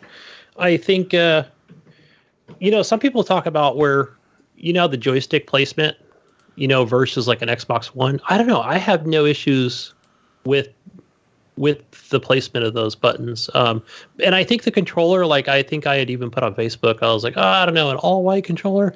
But somebody had put up like, and they could have just been doctored up like, here's an all black or here's a Spider-Man one. And I think they looked pretty cool. I like them. I like the buttons. I like the Fisher Price one. Yeah. that was the best one. Yeah. So yeah, this is still gonna have the share button and the option buttons from the PlayStation 4 controller. But I kind of like the design too. I like that it's a little bit bigger on the hands. I like how it looks like it's more ergonomically shaped like the Xbox controller, so it's a little bit longer, so it's going to be easier to hold. As far as the thumbsticks being in the middle, that's fine with me, as long as it's comfortable to hold, and I feel like it's going to be with that longer handle on the edges. Yeah, it's got more. How would you say it's got more grip? Or I think you're just going to hold it differently, rather than, yeah. So, I don't know. I look forward to playing with it. I mean, I like that it has a built-in microphone. That's pretty smart. It's going to... That way no one has an excuse now. Do you see, too, that also they're saying they're going to incorporate adaptive triggers into the L2 and R2 buttons of the DualSense? It says that you can truly feel the tension of your actions. And it says, like, drawing a bow or... to shoot an arrow. And it says that also you can feel like if you're driving in a car, like you can feel like the difference between like mud and I like that playing. I think it was, I don't know if all the Forza games did it, like it was just kind of default out the gate, but definitely playing, like just thinking back to like a Forza 7, and it could have been way back even as 5 from the Xbox One launch, where that I actually enjoyed that, because like it that's a game where, I want to know like how much brake pressure I'm putting on, coming up to a turn. So for them to use that, I would definitely be using that. I think it's a great feature. And obviously it being an option to just turn it off in settings, but yeah, I'd keep it on, especially with a racing game. So. But that's the DualSense controller. It'll be available whenever the PS5 comes out, which we don't know. Fucking never. I don't know. Early 2021, guys. That's my prediction. The Last of Us 2 digital pre-orders are now being refunded automatically. So after The Last of Us 2 was now delayed indefinitely due to logistical issues caused by the COVID-19 crisis, players who bought the game on the PlayStation Store are now having their pre-orders automatically refunded. So with no new release date announced and the listing being taken down from the PlayStation Store, those with digital pre-orders have no option but to accept the refund. The refund does not apply to anyone who pre-ordered through a third-party seller, however, so if you pre-ordered through GameStop, you have to take it up with them. Refunds are now also being sent for Marvel's Iron Man VR. This was an upcoming PSVR title, so this was also been delayed indefinitely because of the crisis. Yeah, that sucks. I was looking forward to both of these fucking games. Literally, I was going to pre-order, or I was going to buy Iron Man next month when it came out. Yeah. Or this month, actually. Was it this month? I think it was this month. And I was going to buy The Last of Us 2 fucking definitely next month, but now we're all fucking... The world ended. I need no more fucking games. I know. God Damn it. Yeah, so you know what? Let's just go play Final Fantasy VII, it being the last game ever made again. Well, I think that The Last of Us 2 has become a PlayStation 5 launch title. Yeah, they might as well, right? They're like, why don't we just push it up to the launch? I'm telling you, they're going to bundle that shit with the console or something just to fucking get sales, dude. They're going to do something, watch. They have to. They have to beat Microsoft. If they can't beat them with the specs, they got to beat them with the games. Yes. They're going to need something for launch. And so that is a game. That is a game that'll build enough hype to get people to buy a fucking console instead of the Xbox. You know what I mean? Yeah, that's definitely going to be included in the box. That's a fucking console seller right there. Yep. I just added these two what the fuck is at this? the end here. What the fuck is this? I have no idea. Maybe Mayo can tell us what this is. Mayo? What's that? The Discord one? Yeah. What is this? I haven't clicked on it at all, but I did see something earlier today about it. I think it's basically saying that they're going to put like a built-in noise gate in the background of your Discord. So like if you're in a noisy environment, it's going to cut out some of that background noise. You know, you can adjust how strong the gate's going to be. Not just some of it, Mayo. Apparently all of it. This can be like if you're typing on a keyboard and you're whispering, it should be able to pick up your whisper, but not your clicking. Separate the two. That'll be nice. So because we've all been there. We've all been there in that game where you have the noisy background behind you. You know, you're trying to play and it's really loud or something like. Talk to Brink about that shit. Brink is always dealing with that. Brink, you need this. Brink, you need this. My son will appreciate it because there's actually times now where my PC's at. I have a TV behind me now, and my daughter's up here watching TV, and so the TV gets picked up on my microphone because my microphone is really sensitive. So he's trying to play like Fortnite with friends, and the TV's going on in the background, you know, and so they pick it up. So hopefully that will help. Yeah, like I said, that happens to Brink all the time. Every time we're playing like fucking, I don't know, Call of Duty or fucking Warzone or something, I hear Brink over here watching. His wife is watching a movie behind him. He's like, "Oh, it's my wife watching a movie." I'm like, fuck. And he's like, "Oh, I'll mute." And then he fucking ends up muting himself. Go get that crisp noise suppression beta, guys, on your Discord. That's right. Blizzard is now warning that BlizzCon 2020 might not be feasible due to coronavirus. They say that plans are still moving forward, but Blizzard is not preparing for the possibility that it will not happen as a physical event, Gunny. So Blizzard is still planning to hold its annual fan convention in Anaheim this November, Gunny, but warned 2 days ago that the event could be canceled if the coronavirus pandemic still prevents large gatherings at that time. Who knows? It's going to be November. It could be over. November. Jeez, now that's far out. That is very bleak. November, yeah, that's 6 months from now. 6-7 months from now. Fucking A, that's a long time, dude. Let's dive into this, Devil Jesus. What do you think about, like, you know, we're talking about video game stuff here, but what about people in concerts and things like that? Like, my gosh, like, are you telling me that, you know, I can't go see Slipknot or whoever, I don't know, whatever the kids are listening to these days? You're going to go watch a Slipknot concert? Gunny. Oh man, Gunny. Oh shit. I can't go. I gotta watch them on the line or behind a protective screen. Well, jeez. You know who comes to the rescue? VR. VR right now should be the rescue for everything. Right. They need to be making VR headsets that are like $30, just giving them to people. Yeah, they should. Yeah. Be like, here you go. This is a disposable VR headset. Wear it once. Go to a concert. Again. Throw it away. You go to a virtual bar. Bring your own drinks.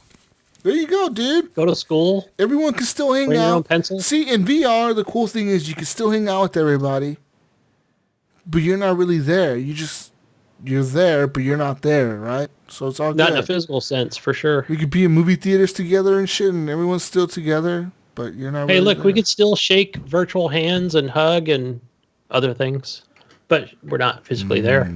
Oh yeah. Anyways, BlizzCon may be canceled, but they said they're still planning for it at this point in time, but they said that they could be canceled if it's still like pretty bad by then. You know, I don't know. I hope not. I'm going to be on the more optimistic side and say it's going to happen. And I think that, you know, if anything, I think we're just going to see a lot of these signs that are saying no handshaking stay 3 feet away from people or something crazy, but nothing that's going to be a complete cancellation. We've got our what do we have, our other Comic Cons and and other video game conferences that need to happen. Yeah, I was holding out hope for E3 of doing something digital or something like that. But I read an article saying that they weren't even going to do that. It looks like they're just canceling everything. That they weren't even going to do a digital. Well, they show. wouldn't make. Yeah, if it was like they probably wouldn't make money off of doing something like that. Where why would they? They don't need to. Just fucking put a video out on YouTube. Yeah, you do something yourself, right? So IGN's going to kind of put something together. I don't know who they're partnering with. If it's going to be Microsoft, EA, and other developers that would normally be there. I think if they announced an event and got sponsorship, they would have commercial spots and stuff like that. They would get money from vendors and stuff to put, get their name in there and have commercials and stuff like that. So I think they could make money from vendors, but yeah, they just unfortunate we won't be able to see anything this year. I was hoping to, because I was hoping to come out that way and actually go to one live, and this is the year that was going to work out for me. And it's not going to happen. It's funny because the wife had mentioned that, as you guys know, you remember I took a vacation. I think it was back in February because I started the new job, and I'm like, I'm taking one now because I don't know if I'm going to get a vacation with this new job like this year. And then boom, the pandemic hit. But the wife had mentioned that, I think it was earlier this week, that, well, no vacation for us. I'm like, you've been on vacation for a month. Really, but we haven't really gone anywhere. It's more of a home staycation. So, yeah. Staycation. But moving on over to the console corner, if we're done with the news. Move on now. We're done with the news, Gunny. We're fucking done. The console corner for all you great folks out there who play on the wonderful world of consoles. Let's see. April 2020. Our PlayStation Plus games are still Uncharted 4, Thief's End, and Dirt Rally 2.0. And I believe, again, I'm going to talk about Dirt Rally, Jesus, because I believe they've got a new Colin McRae DLC. Oh, Jesus Christ. Who the fuck is coming out with that game? Who the hell's Colin McRae? So go get your, I'm the racer here, so go get your racing DLC. I don't know if that's out yet. I got to check. I think I own that thing like on every console, and including PC. You talk about Grid as much as I talk about Call of Duty. Yeah. Grid, Dirt Rally 2.0, Forza. Yeah. But here's one I don't talk about, Jesus. It's over on the Xbox One. And it is your free games for gold. That Project Cars 2. I just cannot... I cannot stand the fucking controls on that game. Oh, that game, I tell you what, though, is amazing in VR. I absolutely love it in VR. Which one? Project Cars 2. It's on Steam, and it is so fun in virtual reality. Yeah, it's definitely it definitely looks good, like just visually, but yeah, control wise, I'm not having it. Also, your other free game, which is still free, it's been free for a while now, that Shantae Half Genie Hero, that continues to be free on Xbox One, and I don't think it's still free on the Epic Store, but I'll double check on that. And for your backwards compatibility game, Fable Anniversary, that is for the first half of April. So you can still pick those up all the way through the 15th of this month. And our Xbox Game Pass featured games. We have that big one, Alvastia Chronicles. I don't know what this game is, but it's Alvastia Chronicles and Journey to a Savage Planet. I'm excited for that one. Now, I bought that digitally. I think it was back in December. It was kind of like the year-end sale. And I still haven't played that game. Hey, Jesus. So, not to interrupt anybody, do you notice something that it pops in my head every time I see stuff like this? Do you notice how everything that seems to be on Epic pops up somewhere else on a pass? Yeah. Yes. Isn't that kind of weird? Like, and I'm not trying to dog Epic because that was an Epic game and it was only on the Epic Store, bro. Fuck. I'm just. What are you trying to say? What the connection is? I mean, plenty of fucking Steam games come out for free too. Right, but I'm just saying, what's the connection? Why do all these games keep coming out on passes that are on the Epic Store? And it's just weird to me. Like, I wonder what Epic's connection with this is. If there's something that they're doing in there, also. Is Journey to a Savage Planet exclusive to Epic? Yes. And they're on Game Pass now? Yes. Yeah, and they do that. I've noticed that. It could be a thing where like the sales are not the greatest on the Epic Store, but the initial money they got to be exclusive was appealing, and that's why they took it. And also, it could be that Microsoft is just really good about offering them money. You know what I mean?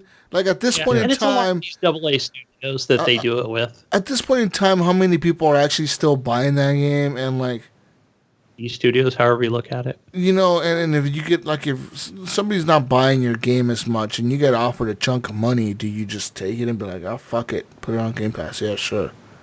Now again, I'm a little naive with some of this stuff. So has that been an Xbox title for a while, or is that like new to Xbox and just immediately went to Game Pass? No. It's been out forever. I think it was September. So it has been on the Xbox for a while. Okay. Yeah, whenever it came out for Epic is when it came out for Xbox. Okay.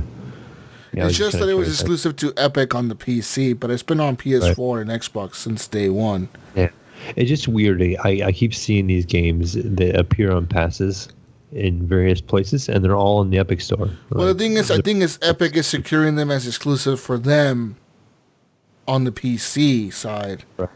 But as far as the games still coming out, it's still most of the games are still coming out on the consoles day and day, and at this point in time, like I said, how many people are actually still buying that game, you know? Whereas if they get offered a chunk of money from Microsoft and they're like, fuck, you know, like, we'll just take this money. Yeah, take the money and just put the shit on Game Pass. We can get DLC or something, you know? But I think for me, myself, if I see it on the Epic Store, I'm just going to wait and see if it pops up on Game Pass anymore. Just wait. I was listening to what's that, Ryan McCaffrey. He does the IGN Unfiltered, and I forgot what developer or person that one of the higher ups that he had on his show. That I'm trying to think of who he had worked for before, but it was definitely Microsoft. And one of the things he was talking about was with Game Pass, and he was asking him about, hey, your game is now on Game Pass or whatever, like.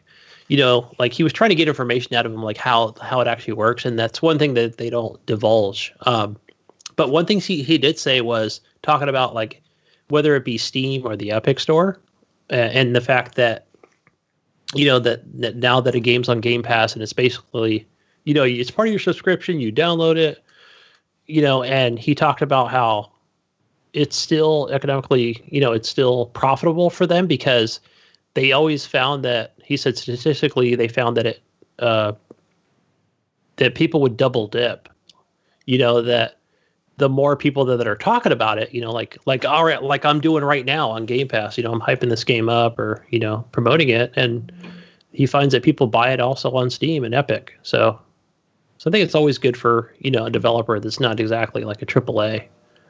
So yeah, get the word out, get people to buy it, download it. Definitely. Yeah. So overall on the Evil Epic Store, we do have a game free on there. Go claim that game. It's called Close to the Sun.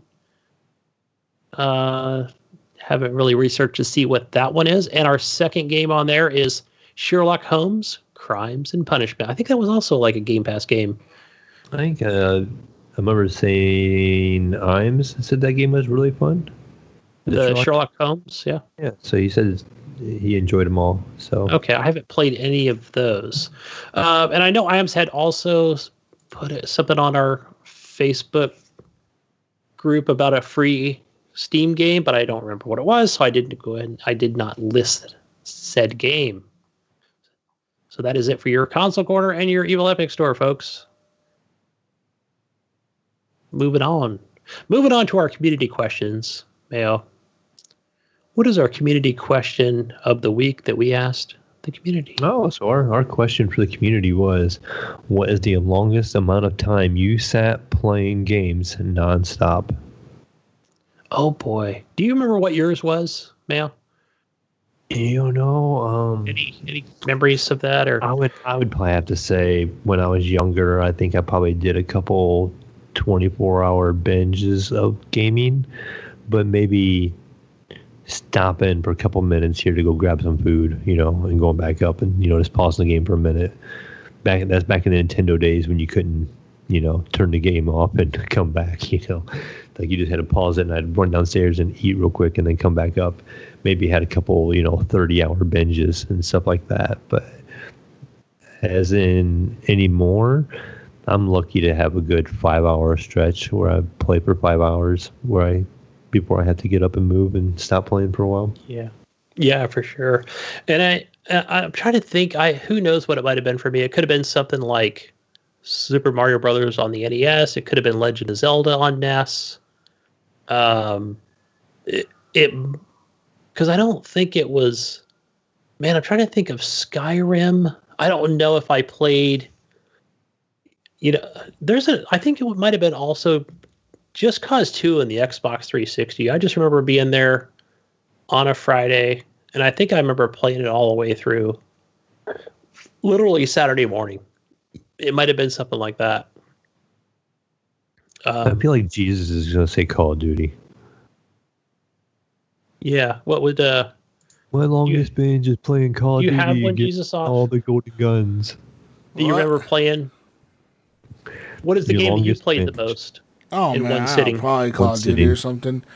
Yeah. No, it's Gears of War. Like I told you that one time, me and my brother, we sat and we fucking played it all night. Literally all fucking night. Like, yeah, we probably started like at 6 o'clock in the evening and then didn't finish till like the next morning before breakfast or something. Yeah, that was Gears of War 2, right? Yeah, because he just got the Elite Xbox 360 at the time with the game. It was like a bundle, like the game and the Elite Xbox, the black one. Yeah. Such a great game. And it came with like that. It was the cool one because it came with that 120 gig hard drive. Ooh, 120 gigs. That was a lot back then. Whoa. You can install your new so Call of Duty much. on that one. I have all the space in the world with this Xbox. Yeah. I remember when they came out with the 1 terabyte, we were like, how much is that? How many gigabytes is in a terabyte? Don't they use those at like the Google headquarters? Yeah. I remember thinking that, like, is Google headquarters giving out gigabytes now? Amazing. Now it's like, I need like 7 terabytes to fill my Xbox games. Yeah, fucking A, man. Hey, but speaking of that, before we move on, I did buy I got a 4 terabyte external hard drive for my PlayStation 4. So I need one for my PC. Games. I need one for my PC, Mayo, that's big. Okay. Like a 2 terabyte, 3 terabyte. I need something. Make it 4. I need something to put my games on, because my 2 terabyte is fucking full. It's getting there. It's full. Damn it. It's fucking full. It's done. It's dead. I need more space now. We'll work on that. The problem is I download these fucking games and I never play them. I should just start deleting games. Yeah, you should uninstall them because it doesn't delete it from your account, Jesus. You can uninstall it and reinstall it later. I don't know. Fucking. Then you have to work. You have to hit the uninstall button, and then you have to go to when you want to play it. Then you have to hit the install. Then you're button looking at it, and then you might actually want to play it, so you don't. Yeah, what if I actually want to play something? Then I have to click install every time I want to play something? Well, not every something. It takes sure forever. Some of these indie titles that you don't play anymore. I'm gonna play Moss one day. All right. Hey, you can uninstall Call of Duty, and that's gonna save you 160 gig. Do right that, there. Jesus! Right That's now, true. That's like 4 games. Jesus. I think I have Call of Duty installed on the SSD. That's why it's like not running good anymore because it's like filled up with Call of Duty. See, that's 4 games you could put on there. That's a lot of fucking space. Jesus Christ, that's a lot of space. That game was fucking. Call of Duty hard drive is what you need. I need a Call of Duty hard drive just for Call of Duty, and I need another hard drive for VR games. So yeah, we just need fucking hard drives, extra hard drives, guys. Donate your hard drives. You know what? Let me just call. I know somebody that makes custom hard drive covers. I'm gonna have them make you a custom Call of Duty hard drive cover, and you're gonna have your own SSD Call of Duty hard drive in your PC case. Oh, it means I can load into a match 2 seconds before everybody else. Oh my! See, Mayo, that's what we talk about. What we want in the next console. That's what I want in my next PC. It's going to be some M.3. M.3 is that what it's called? M.2, yes. M.2 and some SSD built right into the motherboard. That's what I want. Oh yeah. Yeah. M.2s go right in your motherboard. Damn. Put like 4 of those on there. Put like 4 of those. Terabytes each. Oh my god, they're expensive though. RAID. Yeah, they're expensive. If you guys know what RAID is. No, what the fuck is that, Mayo? Oh, see, now we're getting into the PC corner over here.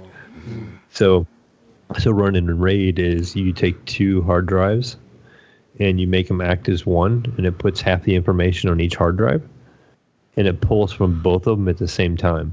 So it pulls the information faster. So it gets half the information from one drive, half the information from another drive, and it pulls it and gets it from both drives. Smart. That makes sense to you. Now there's different stupid. versions of RAID. That sounds so complicated and dumb. Yeah, so you can get different kinds of RAID. You can do RAID 0 and 1 and 2. So one will write the full files on both of them, and so it takes longer to install stuff because it has to write it on 2 hard drives. And one will put it on just half the information on one, half the information on the other. The downside to that one is if you lose one hard drive, you lose the information that's on both of them. So if you have the one where they're mirrored, it takes longer to install stuff because you're putting it on 2 drives. But if one ever went bad, you would still have the other drive working, So there is a risk if you want the really, really fast version where you put half on each drive. If a drive goes bad, you're going to lose pretty much everything you had on that drive. But yeah, you can do that with M.2s. So. Well, this sounds fun, but I'm bored. So that means moving on. It's time to move on, Gunny. Eighth TV. Yes. He says 25 hours for Anthem's release and beat the game. Jesus and I've seen this. So he was at home. He did this from my house. This is, if you guys don't know, this is Little Mayo over here, and him and a couple friends got together, and when the game released, they played it for 25 hours straight, beat the whole thing, did everything they could, and ran out of things to do, and then never went back. They literally spent the first 25 hours on that game, and then never went back to it. Yeah, wow. Commander Nips, Eric said he played 13 hours of Halo 3 multiplayer. Yeah, good old Halo. I wonder if that had any ladders in that game. Yeah. Or did he fall off? But he didn't get hurt. What's up, Eric? Yes. Eric. Jedi Light says, I rented Resident Evil 7 from Redbox for the weekend. Played 10 hours on Saturday and the last 2 hours on Sunday. Back to Redbox for 1-day rental. Game complete. It was funny because when he put this in Discord, I thought it was part of the general chat. And I was like, wait a minute. You're renting games from Redbox? What's going on? They don't have those anymore. But then I realized, like, okay, it was part of the questions. And yeah, Resident Evil 7. I still have yet to play that. I keep seeing it on the cheap, but I should play that. Get that for VR PS. PlayStation VR. Egram on Discord, Mr. Eric. He said he thinks it's No Man's Sky. When it released, he binged probably 48 hours-ish. Wow. Man. On No Man's Sky. Long playthrough. Yeah, 2 days worth. Wow. Man, he probably slept for 2 days after that. Yeah, probably felt like crap afterwards. Normie477 says she did put it on Facebook, but for 2 weeks, I would drop 13 hours in Legend of Legia, however you say that. I'm not sure. Yeah. She said she was working late night shifts and gave up a lot of sleep for that game. Our guy Charlie from Altered Confusion, he said he put 32 hours of playing the closed beta for a game, and he says one of those weekend stress tests. So basically, he was testing a game, and he played it for 32 hours. Wow, long session. Damn. It's a lot of 5-hour energy drinks, man. Yeah, it is. Ooh. And Red Bulls. Bryce McDonald said over 48 hours straight in Skyrim. Yes. Started to hallucinate to sleep deprivation. True story. Slept for maybe 10 hours, then did another 24. Wow. Yeah, I know after like 2 days, you really start to see things. Yep. I was able to do that when I was younger. Dawn agreed. She says, I was going to tell my tale of Skyrim, but sir, you beat me to it. Yeah. Wow. Yeah, 48. And then another 24 after that. Yes. Damn. Sean Fuller says 13 hours straight playing Dragon Age 2. What a time he had playing that game. Nice. Yeah, Dragon Age was a fun game. Yeah, number 2 was good. Inquisition was actually fun, too. I think that was part of that, somewhere near that Xbox One launch. It's a good game. Daniel Taylor said he played about 36 hours straight. He says, back when I first started streaming, he says he can't do that anymore. And I am right there with you, Daniel. I do not sit there and play that long anymore. Yeah, I think if I do 4 hours, my everything starts to go numb and I either pass out or have to get up for an hour. Jason Sam says about 16 hours with a new God of War, then 6 hours of sleep, and then repeated it the next day with another 10-hour gameplay. Wow. Then back to work on Monday. The weekend went so fast it didn't even feel like a 16-hour game day because the game was so great. Had to force myself to stop playing. Jeez, I think I did that with maybe not that much time, but I remember playing, it might have been Division 2, where I was like, oh, wow, the weekend went so fast because I just sat there and what played happened to the weekend, Yeah, it went by so quick. It was just one of those Mondays where, I remember it was just like, there was like no doctor's appointments or, nothing like that where, maybe the kid had the day off or something. I played so much of that game. Jason O'Neill. Jason. Is it Joseph? I'm sorry, Joseph. It's Joseph O'Neill. He said he's done 11 hours straight of NBA 2K20.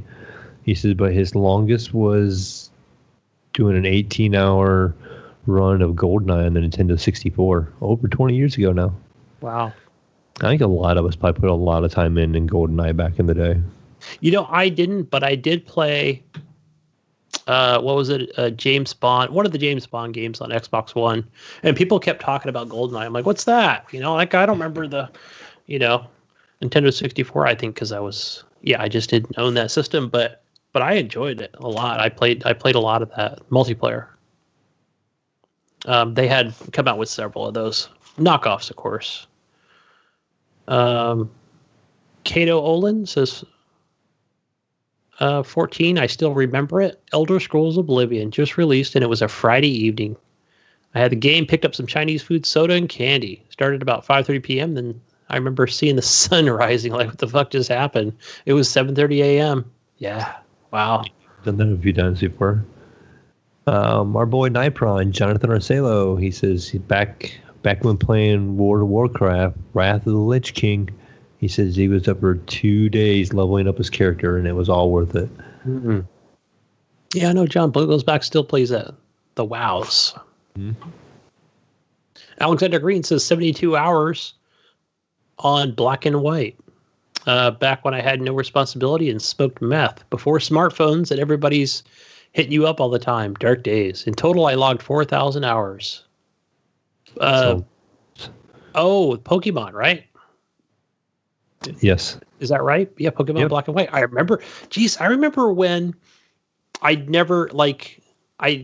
that was back with the 2DS, 3DS kind of days, right? And it was before the Switch. And I remember I was buying a lot of discs at the time. Not a lot of discs, but whatever game I was looking that just came out, and I had to drive 30 minutes to another GameStop to pick up a game. And I remember just seeing this line. I'm like, is everybody here to pick up, whatever it was? It was might have been a Battlefield or a Call of Duty type thing. They're like, no, everybody was there for Black and White. So yeah, that was a big deal back then. Raphael, is it Centron? He says being stuck in the house, it's been all day thing every day for the past couple of weeks. So he's getting some gaming time in. Yeah.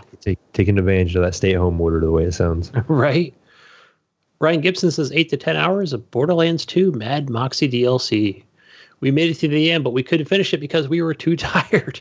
We got up in the morning and finished it. Yeah, you definitely got it's a time sink, man, with some of these DLCs. Especially if you're playing on, so you figure that's Vault Hunter Plus, I believe that's what it's called. So it's just a little more, the difficulties increased on those games. I'm going to skip over that next one. We'll go with Clint Beshore, a.k.a. Cadillacs over there. And he says, I have an EverQuest character that has over 2 years of logged in playing time. It's a long time. It's a lot of character hours. Damn.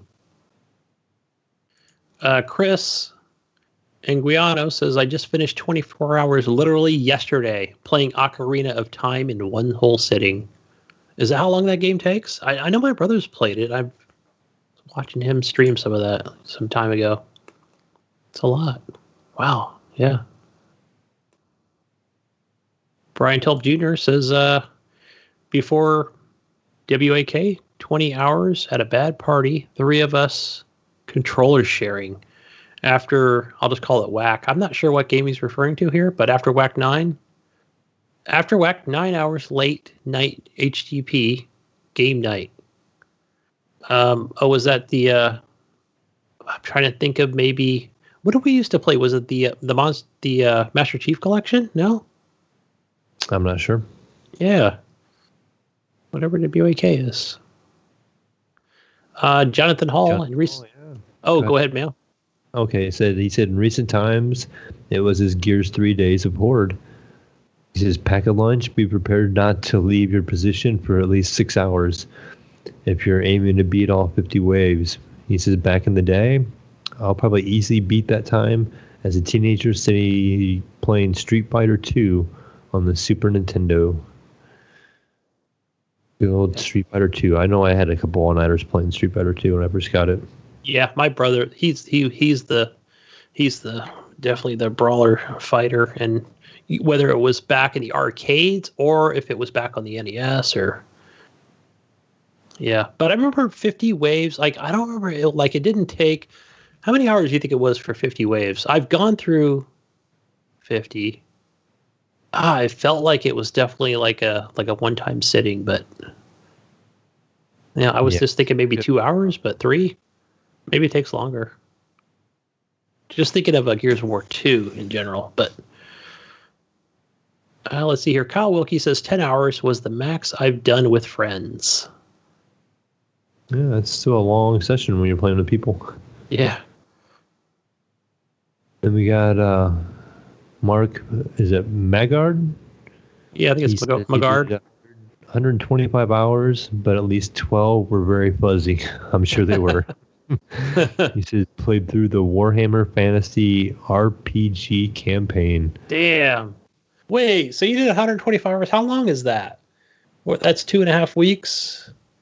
Or I'm thinking work hours here, but more than that. You just think about 40-hour weeks, work weeks. Hold on, let me go ahead and add that up here. Let's see. Let me bust out my calculator. Right, 25. Wait, how many is that? That's 5 days, man. 5 days and some change on that. Holy cow! It's a rough one. Dirty Bite. He says 26 hours of Skyrim. Damn, I think I remember. It's funny. Like Chris, if you remember, maybe back in the days of TXL, back on that group, I think I remember reaching out to Dirty Bite about like how do I get my character to become a vampire? Because I was like, I got this guy, but it doesn't show me how. That's back when I was playing that game a lot. And you can be a werewolf, and that was a big game. But I think let's see, that's all we have for community questions. I don't think we have anything set up, Mayo, for the next week. Oh, we do have some possibilities on there. They are here at the bottom. Let's see. On this week, Gunny. I'm going to go with, you know what, guys? I might hold off. That's what I'm going to do. I'm going to hold off because there's something I want to shoot past you before I go ahead and put it on the Discord and the Facebook group. So let's go ahead and do that. We'll talk about it before we post it. Thank you, everyone, for your answers. Appreciate it, as always. Yes.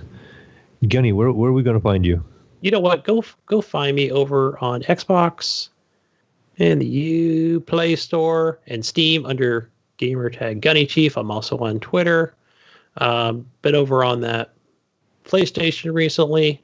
Over there, I'm HGP space Gunny. What about you?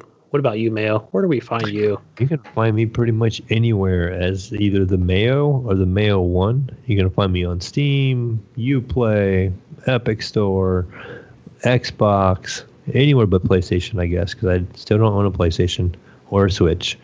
And I guess if it was a Switch, it'd be like a nice long friend code. You know how they like to do that stuff. I laugh every time I see the friend code. But yeah, so you can find me as just the Mayo or the Mayo 1 pretty much on any platform, especially on Discord. You will find me as the Mayo.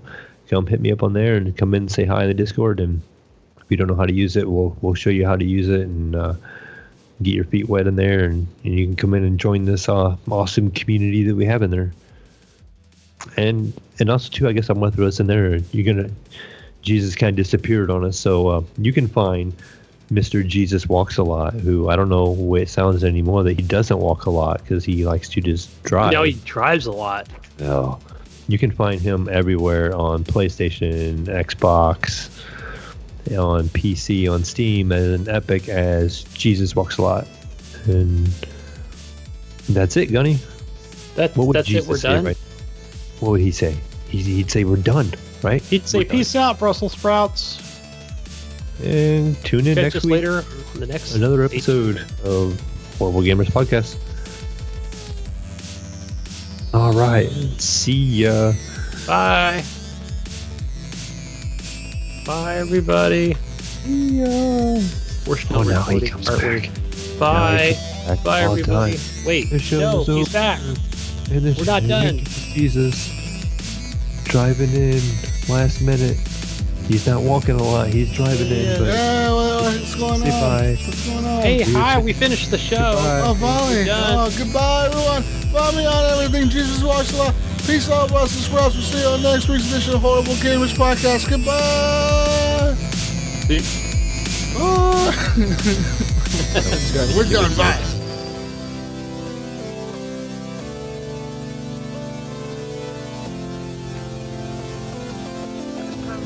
Clever, but I don't seem to understand.